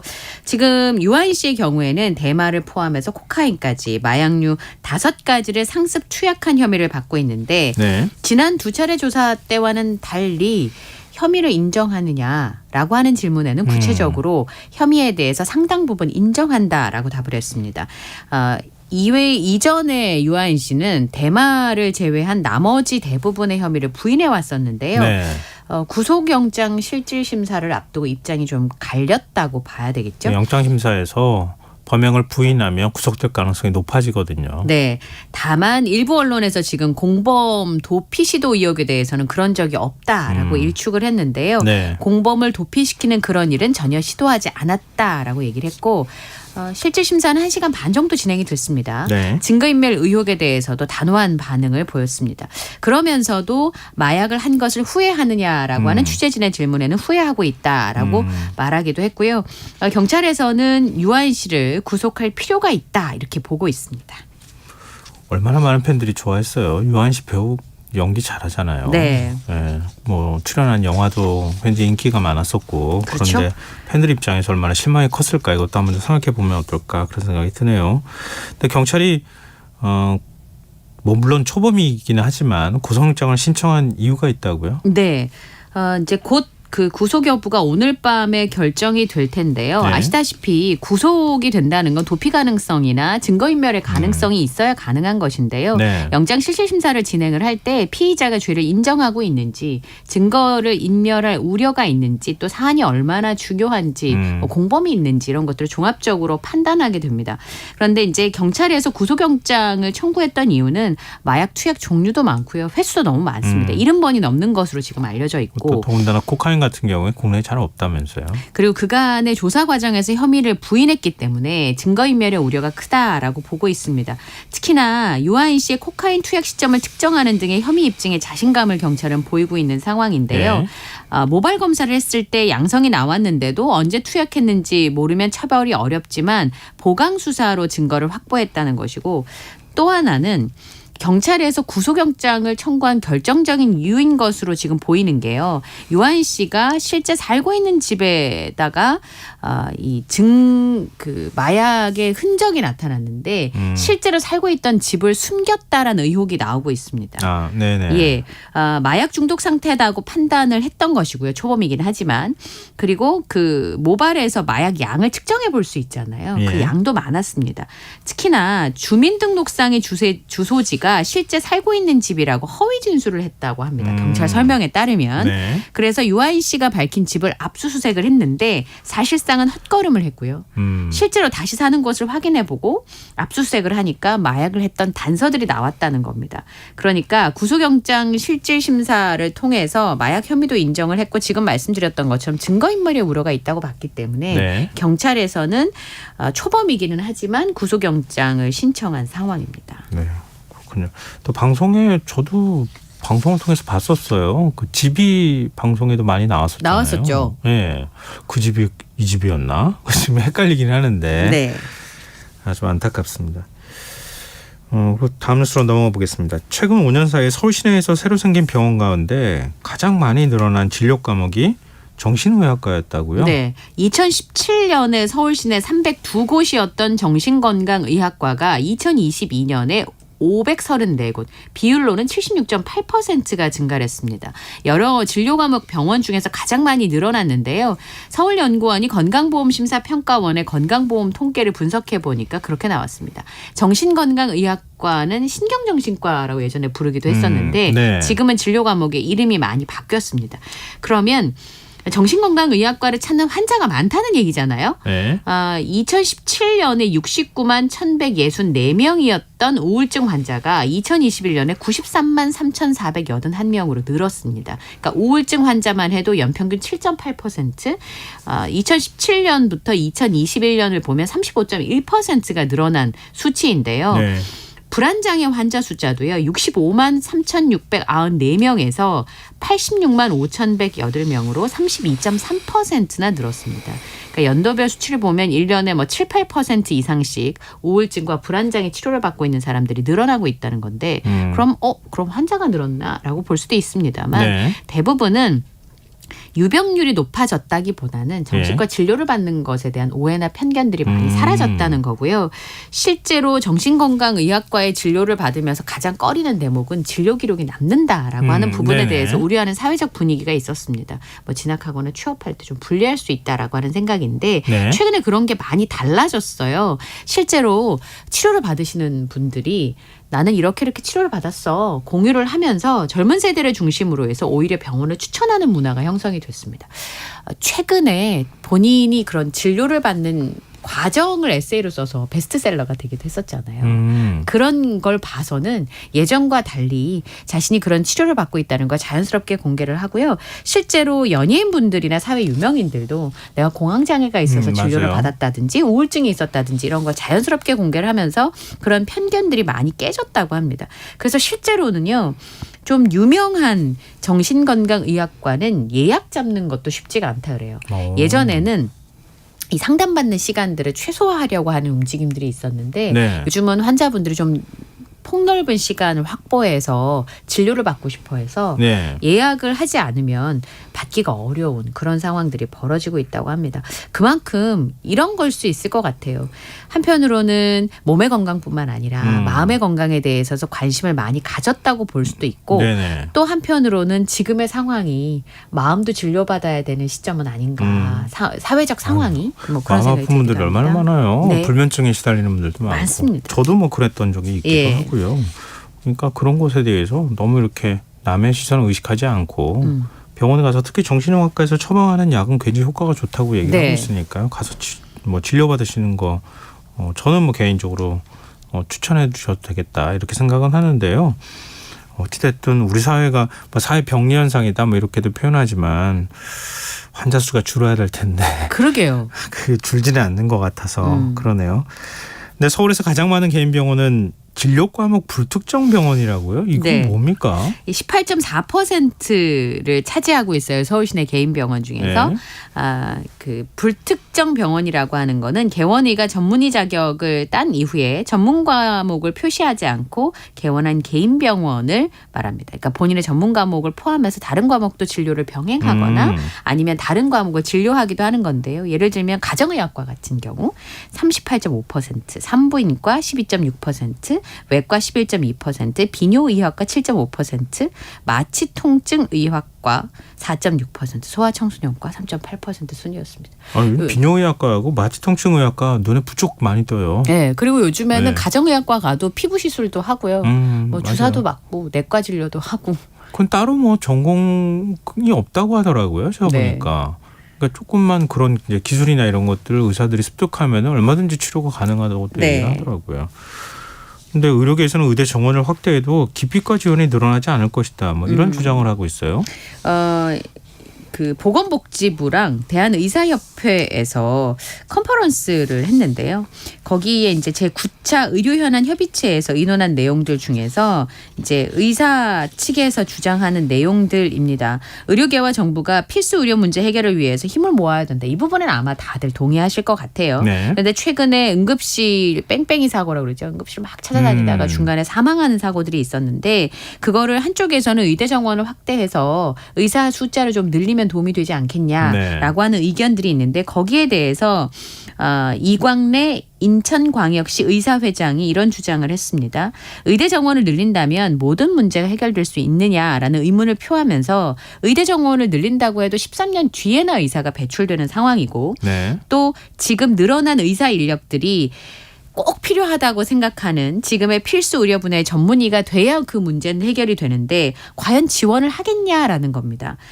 당장 하반기에 내년 전공의 지원 시에 기피과의 인턴들이 지원할 수 있도록 강력한 지원 정책이 있어야 된다는 건데요. 예. 현재 기피과 지원 문제가 해결되지 않으면 의대 정원을 아무리 많이 늘려도 기피과에 지원하는 인력들이 늘어나지 않을 거라는 겁니다. 그러면 의료 인력이 증가하면 오히려 건강보험 재정의 증가를 피할 수 없을 것이라고 경고하기도 했는데요. 저출산 흐름에 맞춰서 소아청소년과 의사가 감소하는 것은 순리라면서 그런 부분도 해결할 수 있는 정책적 대안을 요구한 상황입니다. 네. 지금 수도권에는 상급종합병원이 6,000병상 설치가 허가돼 있는데 그거를 그대로 두고 필수 의료의 지역 불균형을 해소할 수 있을까 하는 부분들도 지적을 했는데요. 네. 보건복지부에서는 이 부분에 대해서는 말을 좀 아끼고 있는 분위기고요. 예. 정부에서 2025학년도 입시에서 의과대학 입학 정원을 늘리겠다라고 하는 입장을 낸 바 있습니다. 정말 늘려야 되는 것이냐? 의사분들이 이렇게 얘기를 하고 있거든요. 모자라는 건 맞는 것 같은데. 예. 그건 뭐 정부 통계로도 확인이 되고 있고요. 정부에서도 뭐 늘리는 방안들을 추진하고 있잖아요. 네. 근데 제가 보면 우리나라에서 이익단체 중에 제일 힘센 데가 대한의사회인 것 같아요. 그건 뭐 부인하기 어려운 사실인 것 같고요. 앞서 이제 13년 뒤에 지금 늘려도 배출된다고 하는데 지금 안 늘리면 더 늦어지는 거라고 하는 반론도 있을 것 같고. 그렇죠. 예. 지원하도록 하려면 수가를 높여줘야 된다고 자꾸 의사들이 얘기하는데 그러면 더 수입을 늘려줘야지 지원할 것이다라고 하는 논리로 자꾸 귀결되잖아요. 그것도 모두 다 올려줘야 맞는 거냐. 정말 늘려줘야 할 부분은 무엇이냐. 그렇죠. 예. 이런 것들에 대한 논의가 필요하지 않을까 싶어요. 이게 반론이 없는 상황이라서 제가 하여튼 생각나는 것들을 얘기를 일단 네. 해드렸습니다. 자, 지금 여러분께서는 KBS 일라디오 김성환의 시사회와 함께하고 계십니다. 밤참에서 계속하겠습니다. 올 3월 출생아 수가 나왔는데 역대 최저를 기록했어요. 인구 문제가 진짜 심각해요. 네. 근데 갈수록 더 심각하다는 게 문제인데 지난 3월에 출생아 숫자가 21,138명으로 1년 전에 비해서 8.1%. 1,884명이 줄었습니다. 출생아 수가 지금 2016년 4월부터 84개월 연속 같은 달 기준 최소치를 갱신하고 있습니다. 1분기 합계 출산율, 그러니까 여성이 가임 기간 동안 낳을 것으로 기대되는 아이의 숫자는 0.81명으로 1분기 기준으로 가장 낮고요. 보통은 출산이 1, 2, 3월에 많이 몰린다고 합니다. 네. 그런데 그런 걸 고려한다면 올해의 출산 관련 수치는 아마 더 악화되지 않을까. 그냥 단순 계산을 통해서 2만 1,000명 정도 한 달에 태어난다 그러면 12달 계산해 보면 작년에 27만 명 미만으로 출생아 수 나왔다고 난리가 났었잖아요. 그러니까요. 그 1971년생이 100만 명이 넘었다는 거 아니에요? 한 해 출산 한 신생아 수가. 네.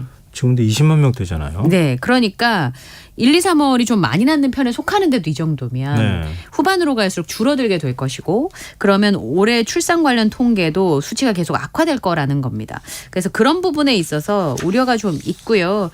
그리고 역대 사망자 숫자도 3월 기준으로 해서 최대 감소를 기록하기도 했습니다. 이건 이제 코로나의 영향인데요. 그전에 네. 코로나 때 사망자 숫자가 좀 많았었잖아요. 맞아요. 우리가 엔데믹 선언하고 나서 그동안 잘 버텼다고 생각했지만 그래도 연세가 좀 많으신 분들한테는 굉장히 치명적인 전염병이었다는 사실을 이번 통계를 통해서도 좀 확인할 수 있었습니다. 그런데 오늘 저도 기사 보고 이건 어떻게 해석해야 되지 했던 게 있는데요. 네. 올해 혼인 건수가 굉장히 많았다면서요? 네. 혼인 건수는 증가세를 이어갔습니다. 3월 달에요. 18,192건으로 지난해 3월에 15,316건보다 18.8%가 증가했습니다. 이게 작년 8월에 그 전해 같은 달에 대비해서 늘어나기 시작해가지고 지금 8개월 연속 증가세를 유지하고 있는데요. 1분기 혼인 건수는 53,964건으로 지난해와 비교했을 때 18.9%가 늘어났고 1,000명당의 혼인 건수를 나타내는 일반 혼인율도 2022년 1분기에 8.3건에 올해 1분기는 9.7건 그러니까 늘어나고 있는 추세를 보여주고 있습니다. 네. 연령별로 봤을 때 30대 초반에서 제일 많이 늘어난 것으로 보이고요.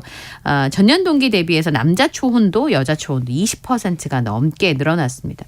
이건 뭐 특별하게 결혼을 많이 했다기보다 코로나19로 밀렸던 결혼식들이 재개되면서 늘어난 것으로 보입니다. 저희 가까운 지인도 올해 초에 결혼을 했는데요. 그게 네. 작년에 하려고 했었는데 결혼식장을 못 잡는 거예요. 맞아요. 한동안 예. 이제 못하다가 한꺼번에 결혼식을 진행을 하면서 식장 잡기가 어려워지니까 자꾸 수년되는 느낌들이 있었는데 그럼에도 불구하고 결혼을 하면 늘어나면 아무래도 아이 낳는 집이 좀 늘지 않겠습니까? 그렇죠. 그래서 네. 약간이긴 합니다만 출생아 수가 늘어나지 않을까 기대를 조금은 하고 있습니다. 이게 옛날에 비해서 많이 늘어났다고 볼 수 있는 건지 아니면 기저효과 때문에 늘어난 것처럼 보이는 건지 잘 모르겠는데 코로나 시국 때 결혼한 친구 제가 봤는데 자포자기하는 심정으로 결혼하더라고요. 언제 끝날지 모르니까. 그러니까 예. 그래도 다행히 지금 이제 코로나가 거의 다 마무리가 돼가는 상황이니까 네. 결혼은 좀 편하게 하시는 것만 그러니까요. 참 다행이라는 생각이 드네요. 그런데 서울시가 이렇게 결혼도 안 하고 출산도 잘 안 하고 그러니까 일종의 만남을 주선하는 미팅이라고 해야 됩니까? 네. 그런 사업을 검토하고 있다 그러네요. 어쨌든 만나면 뭔가 만나면 뭔가 결혼도 더 하지 않겠느냐 이런 거에 이런 기대인 거죠. 네. 서울시가 언론 보도에 따르면 청년 1인 가구들이 모여서 소통할 수 있는 북콘서트 등의 행사를 기획하는 방안을 검토 중에 있다고 합니다. 예. 사업명은 일명 서울팅 또는 청년 사랑 프로젝트. 이런 이름들이 거론이 되고 있는데요. 다음 주에 시의회에 추가 경정 예산을 제출할 예정인데 여기에 관련 예산을 편성하는 방안을 조율하고 있습니다. 원래는 결혼정보업체들과 협약을 맺어서 네. 그 가입비를 지원해주는 방법을 추진했는데 적당한 업체 찾기가 좀 어렵고 효과가 좀 크지 않다라고 판단돼서 무산된 바 있다고 합니다. 네. 대구에는 이미 하고 있는데요. 2016년 전국 최초로 청춘 남녀의 맞선 주선 업무를 담당하는 결혼 장려팀을 신설했고요. 취미 생활을 공유하면서 3번의 만남을 갖는 너랑 나랑 3355 데이트를 운영 중에 있습니다. 구미시도요. 미혼 남녀 커플 매칭 프로그램인 두근두근 ING를 통해서 98커플이 나왔대요. 네. 그중에서 15커플은 결혼까지 성사가 됐다고 합니다. 그리고 김해의 경우에는 유관기관에서 미혼 남녀 만남을 주선해주는 맞선 프로그램인 나는 김해 솔로를 추진한다고 합니다. 뭐 오죽하면 이렇게 할까 이런 생각도 그러니까요. 드는데요. 예. 15커플 결혼까지 성사됐다고 하는데 그냥 있어도 성사될 커플이 없지 않았을까 하는 생각도 좀 들기도 하고 그래요. 가만히 있었으면 딴 사람하고 결혼할 사람이 이분과 만난 건 아닌가? 뭐 이런 생각도 들고요. 젊은 층은 어떤 반응을 보일지 굉장히 궁금하네요. 네. 오늘 김포공항 국내선에서 대규모 지연이 발생했어요. 네. 이게 그 보안 검색이 강화되면서 100편에 달하는 항공편이 지연이 돼서 7시에 떠나야 될 비행기가 9시에 떠나는 이런 일이 벌어졌습니다. 이제 김포공항에서 위탁 수화물 검색이 지연된 거는 수학여행을 떠나는 학생들의 수화물에 스프레이나 에어졸 이런 인화성의 물질들이 네. 발견이 되면서 그걸 다 네. 일일이 다 열어가지고 보안 검색을 하면서 네. 시간이 늦어진 건데요. 그래서 제주 가는 사람들이 김포공항을 이용하는 사람 중에 29,612명 중에서 24,000명이 넘는데 수학여행을 떠나는 학생들의 이제 뭐가 나오니까 그걸 또 일일이 보안 검색을 강화하면서 많이 늦어졌고요. 아마 이런 일들은 앞으로도 계속 지연이 될 거라고 합니다. 뭐 이유는 여러 가지가 있을 텐데 아까 말씀드린 것처럼 시스템이 고장난 건 아니고 보안 검색을 강화하면서 그동안 코로나로 여행객이 주니까 인력을 많이 줄였을 거 아니에요. 네. 그러다 보니까 이제 보안 검색을 강화하면서 좀 지연되는 거 아닌가 이렇게 보고 있습니다. 이 소식은 난전해 드릴 수가 없을 것 같은데요. 네. 추억의 만화 아기 공룡 둘리. 그 둘리가 40주년을 맞아서 공개한 편지가 누리꾼들 사이에서 화제가 되고 있다고요? 네. 눈물 난다 이런 반응들이 있는데요. 네. 인스타그램에 고길동 아저씨가 지금의 나에게 당신에게 세상의 모든 작은 둘리에게란 이름의 우리에게 이런 편지를 써준다면 잠시 위로가 될 수 있을까요? 하면서 고길동의 편지가 공개가 됐는데요. 네. 그 아기 공룡 둘리가요. 리마스터링 버전으로 지금 재개봉을 했는데 네. 그에 맞춰서 아마 일어난 일이 아닐까 싶습니다. 고길동의 편지 내용 일부만 소개해드리면 오랜만이란 말조차 무색할 만큼 세월이 흘렀습니다. 우리 어린이들 그동안 잘 있으셨는지라고 안부 인사를 하면서 제가 아기 공룡 둘리에서 동명의 역할 고길동을 연기한 지 40년이 됐습니다. 오랜 시간을 일일이 세지는 않았으나 시간은 공평하게 제 어깨 위에 내려앉았습니다. 그런데 이제 다들 제 역할을 이해하신다면서요. 이제는 제가 악역이 아니라 진정한 성인이었단 말을 들을 줄이야 이렇게 얘기하면서 인생이란 그런 겁니다. 이해하지 못한 상대를 이해해 나가는 거, 내가 그 입장이 될 수 있음을 인정하는 거, 그 모든 거절과 후회가 나를 여기로 이끌었음을 아는 것이다 라고 해서 많은 사람들에게 감동을 주었습니다. 예. 그 이미 50대가 넘은 거 아니에요? 그때 한 10대 때 봤던 그 사람들은. 근데 왜 둘리만 나이 안 먹고 왜 우리만 나이 먹는지 모르겠네요. 자, 밤찬스 여기까지 하겠습니다. 지금까지 이영경 뉴스캐스터와 함께했습니다. 고맙습니다. 감사합니다.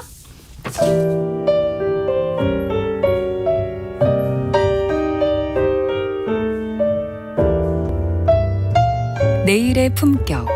김성환의 시사야에서 챙겨가세요. 하루를 마무리하는 시간 꺼내보는 당신의 지식 창고. KBS 1라디오 김성환의 시사야.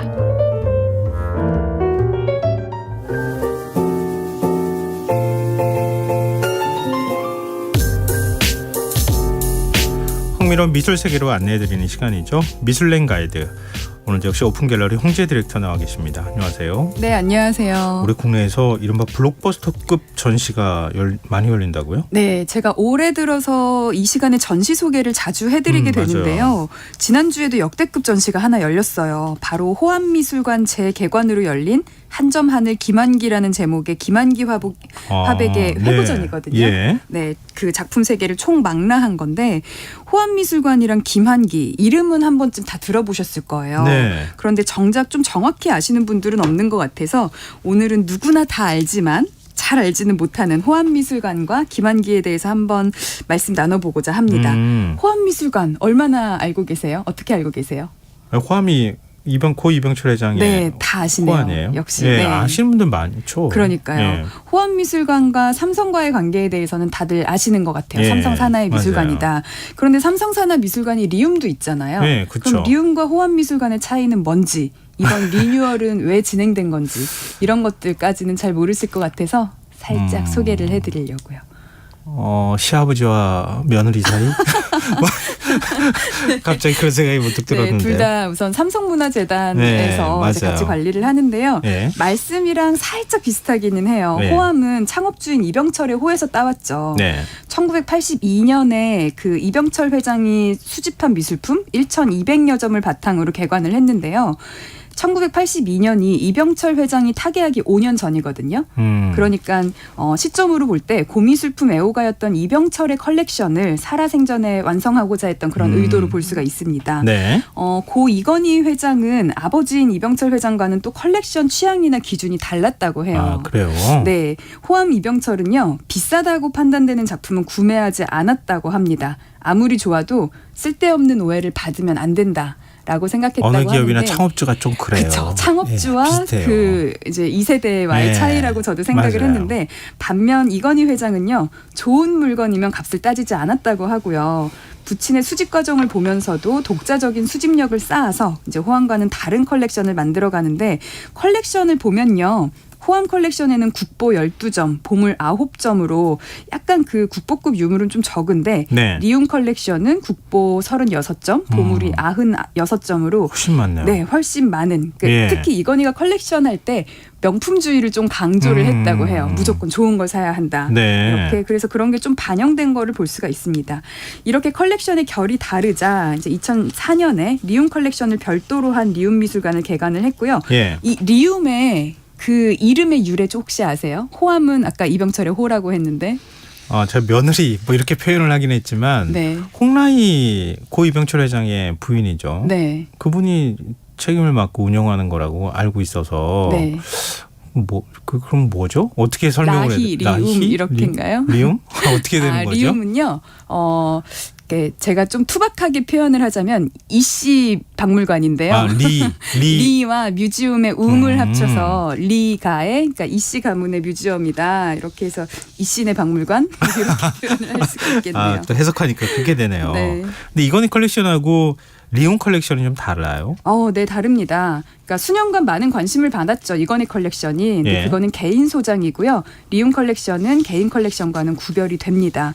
그럼에도 이건희 컬렉션이 리움 미술관에 좀 걸려 있기도 했어요. 프란시스코 그러니까 베이컨이나 마크 로스코의 작품들이 리움 미술관의 소장품 목록에는 없었는데 이제 전시장에 걸어두기도 했고요. 네. 그런데 호암이랑 리움 말고도 미술관 하나 더 있었는데 그것도 혹시 아실까요? 그건 잘 모르겠어요. 용인에 미술관 그림 잔뜩 넣어놓은 창고 있다는 얘기는 들어봤어도 네. 제가 미술관은 잘 모르겠어요. 네, 원래는요 종로에 로댕 미술관이라고 또 있었어요. 그래요? 들어는 보셨으려나요? 아니요, 잘 몰랐어요. 거기는 확실히 좀 이렇게 빨리 사라지게 돼서 그렇게 된 것 같은데 예. 1999년에 개관을 했는데 2011년에 플라토 미술관이라고 이름을 바꿨다가 2016년에 폐관을 했습니다. 어쨌든 지금은 호암과 리움만 남아 있고요. 네. 오늘 소개할 호암 미술관은 용인시에 있습니다. 그럼 아까 제가 말씀하신 그런 수장고랑 조금 좀 가까이 있거나 다른 거네요. 네, 그럴 수 있을 것 같은데요. 네. 에버랜드 근처에 있고요. 네. 사실 호암미술관은요. 미술관보다는 희원이라고 불리는 야외 정원이 더 유명한데요.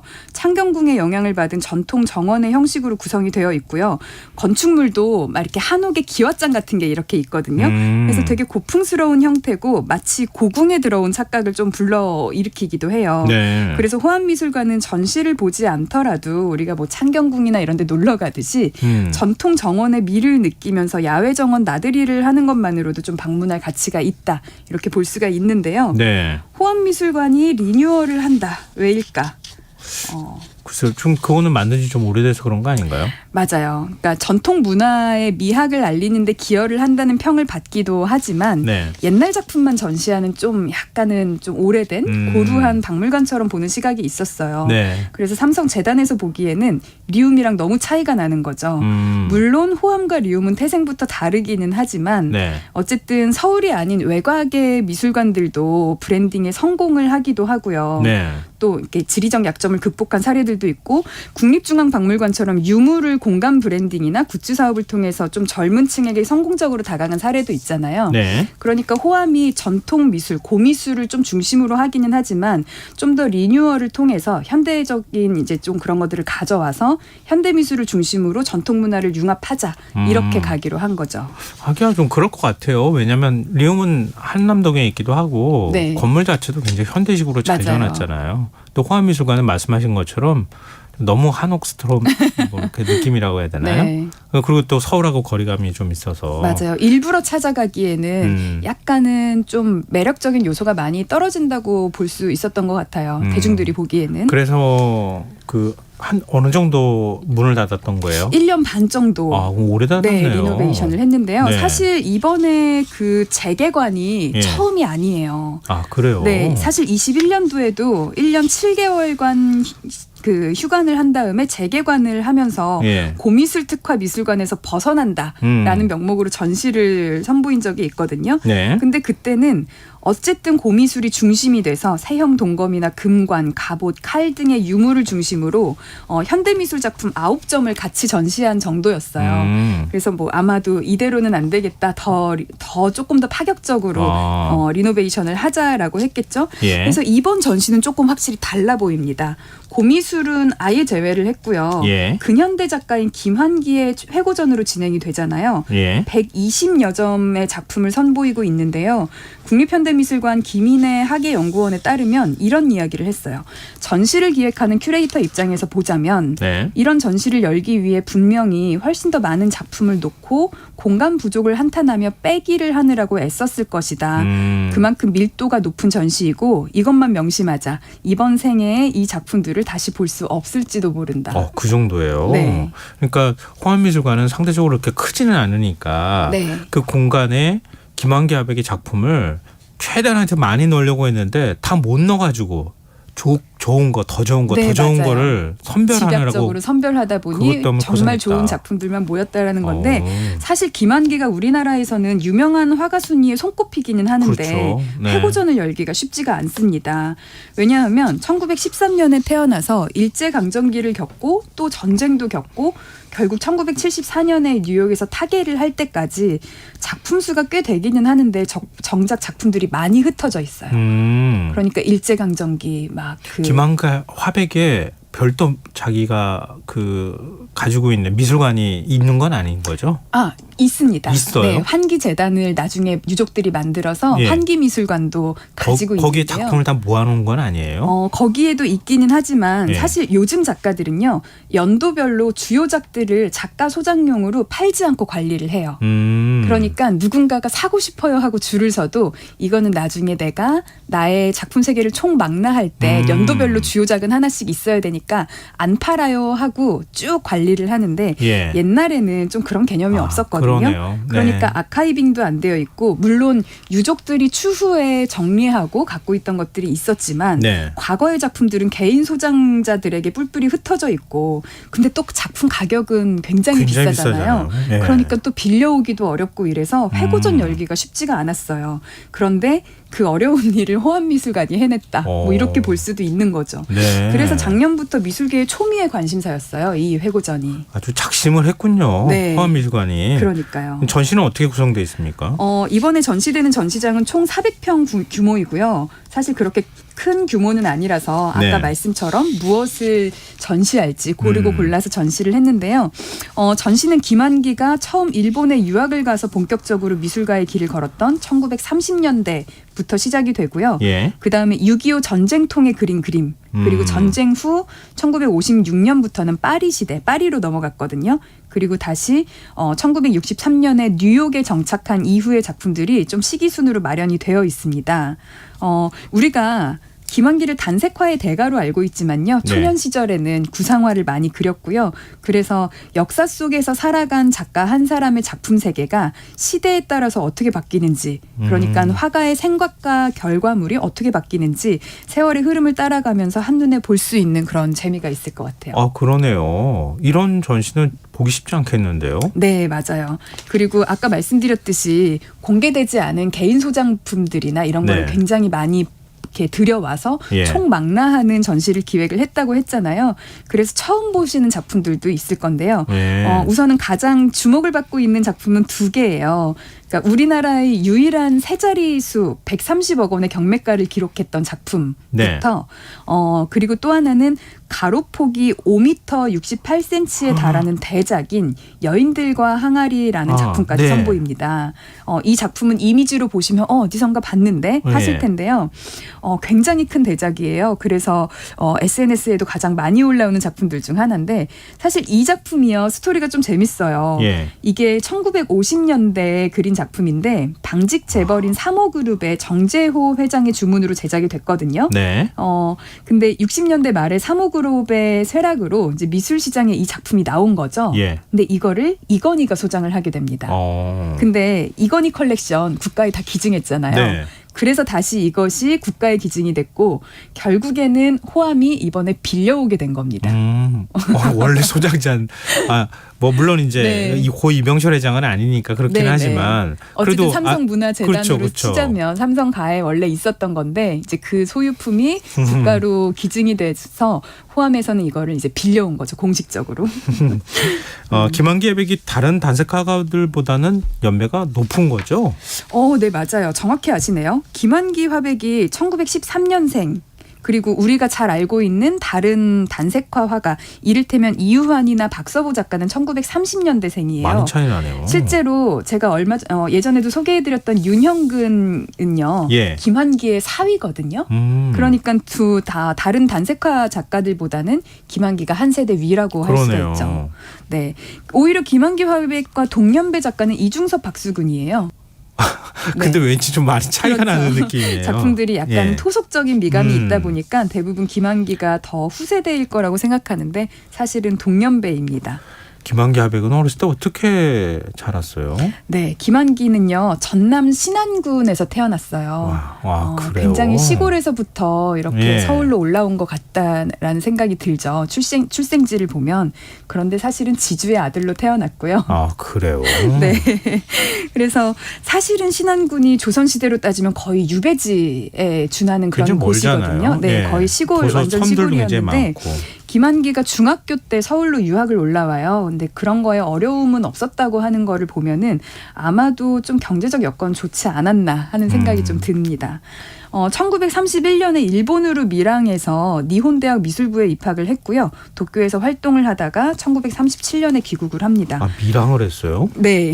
그 많은 우리나라 사람들이 이제 일본으로 갈 때 보통은 그렇게 배를 타고 밀항을 공식적이지 않은 루트로 하기도 했다 보니 이제 그렇게 표현이 되어 있고요. 네. 귀국 후에 동경자유미술가 협회 전이라는 곳에 론도라는 작품을 출품을 하거든요. 네. 이 작품은 우리가 평소에 보던 김한기의 작품이랑은 달라요. 단색화랑도 다르고 예. 아니면 그 이전에 그렸던 항아리나 학 그리던 그런 작품들이랑도 다른데요. 네. 기하학적으로 분할된 생면이 한국의 추상화의 선구적 작품으로 평가를 받아서요. 국가 등록 문화재에도 등록이 되어 그래요? 있어요. 네, 그렇게 중요한 만큼 당연히 이번 호암미술관 회고전에도 포함이 되어 있으니까요. 예. 가시면 한번 보셔도 좋을 것 같습니다.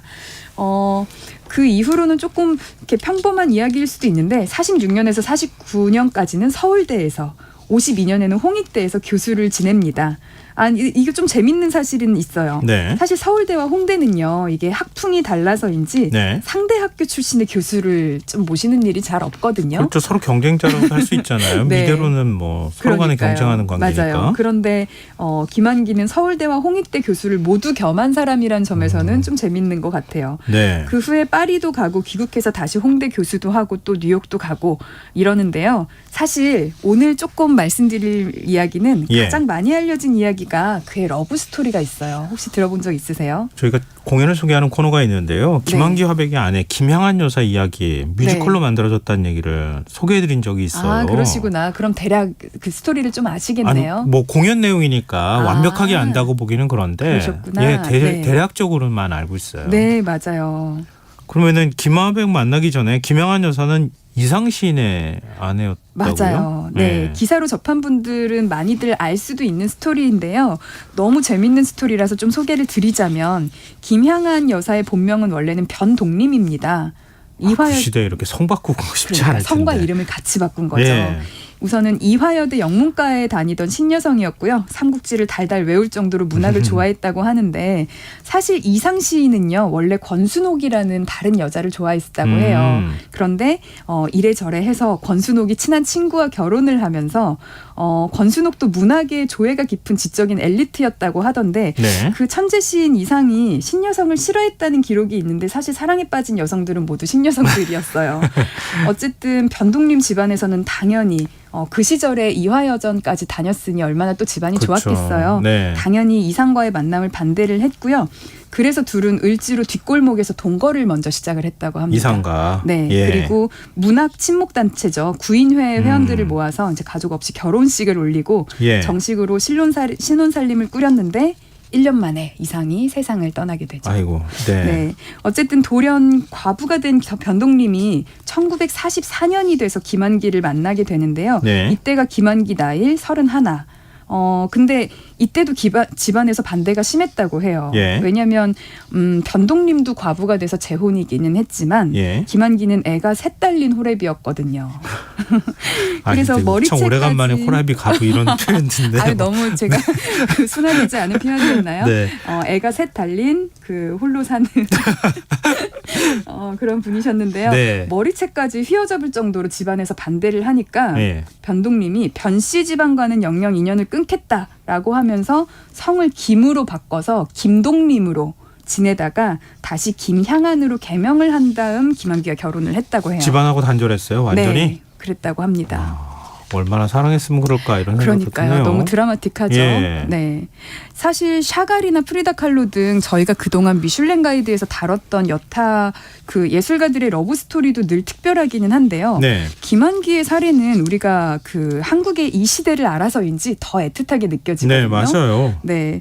사실 김한기 화백도 지주의 아들이었고 김향안 여사도 여유로운 집안에서 태어났는데 안정적인 현실에 그 안주하지 않고 계속해서 꿈을 향해서 돌진했다는 것이 저는 좀 인상적인 것 같아요. 그래서 사람들이 유독 그 김향안 여사의 스토리를 같이 보면 둘이 어떻게 삶을 도전하고 이어나갔는지를 알 수가 있는데요.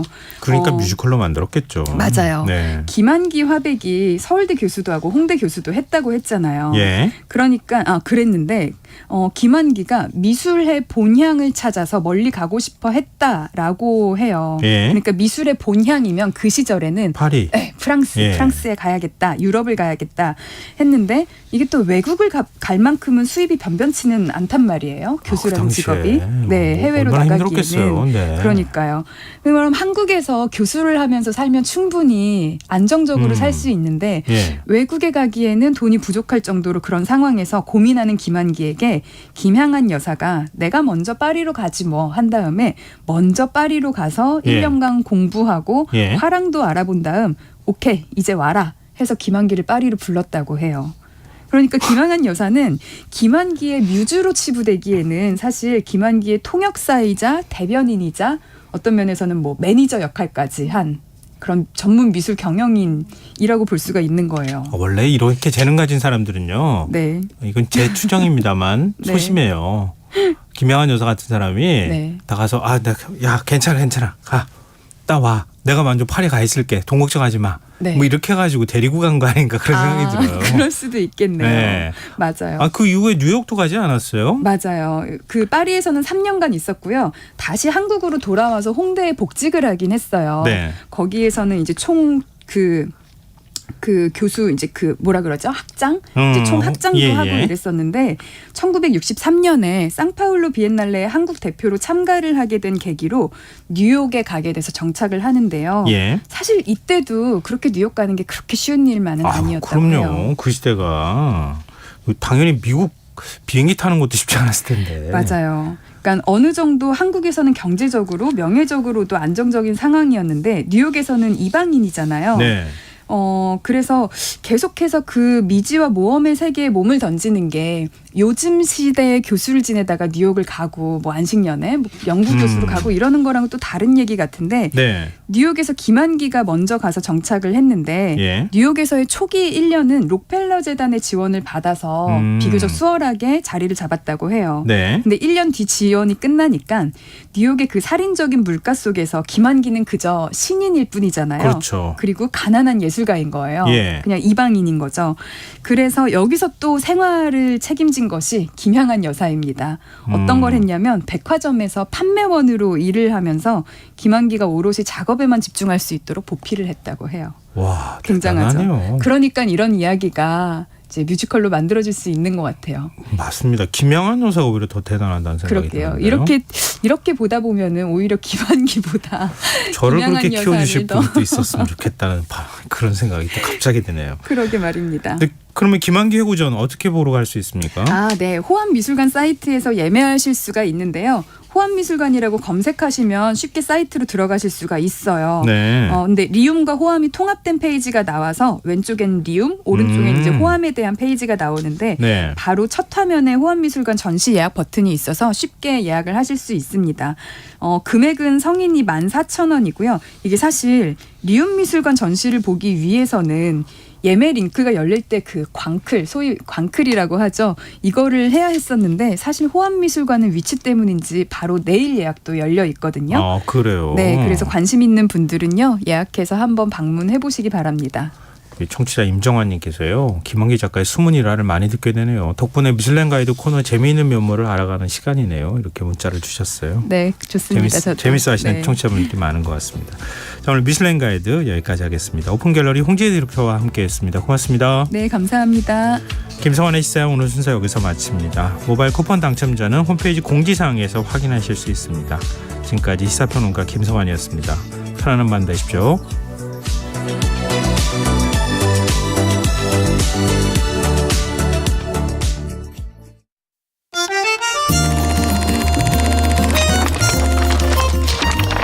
강유정의 영화관, 정여울의 도서관.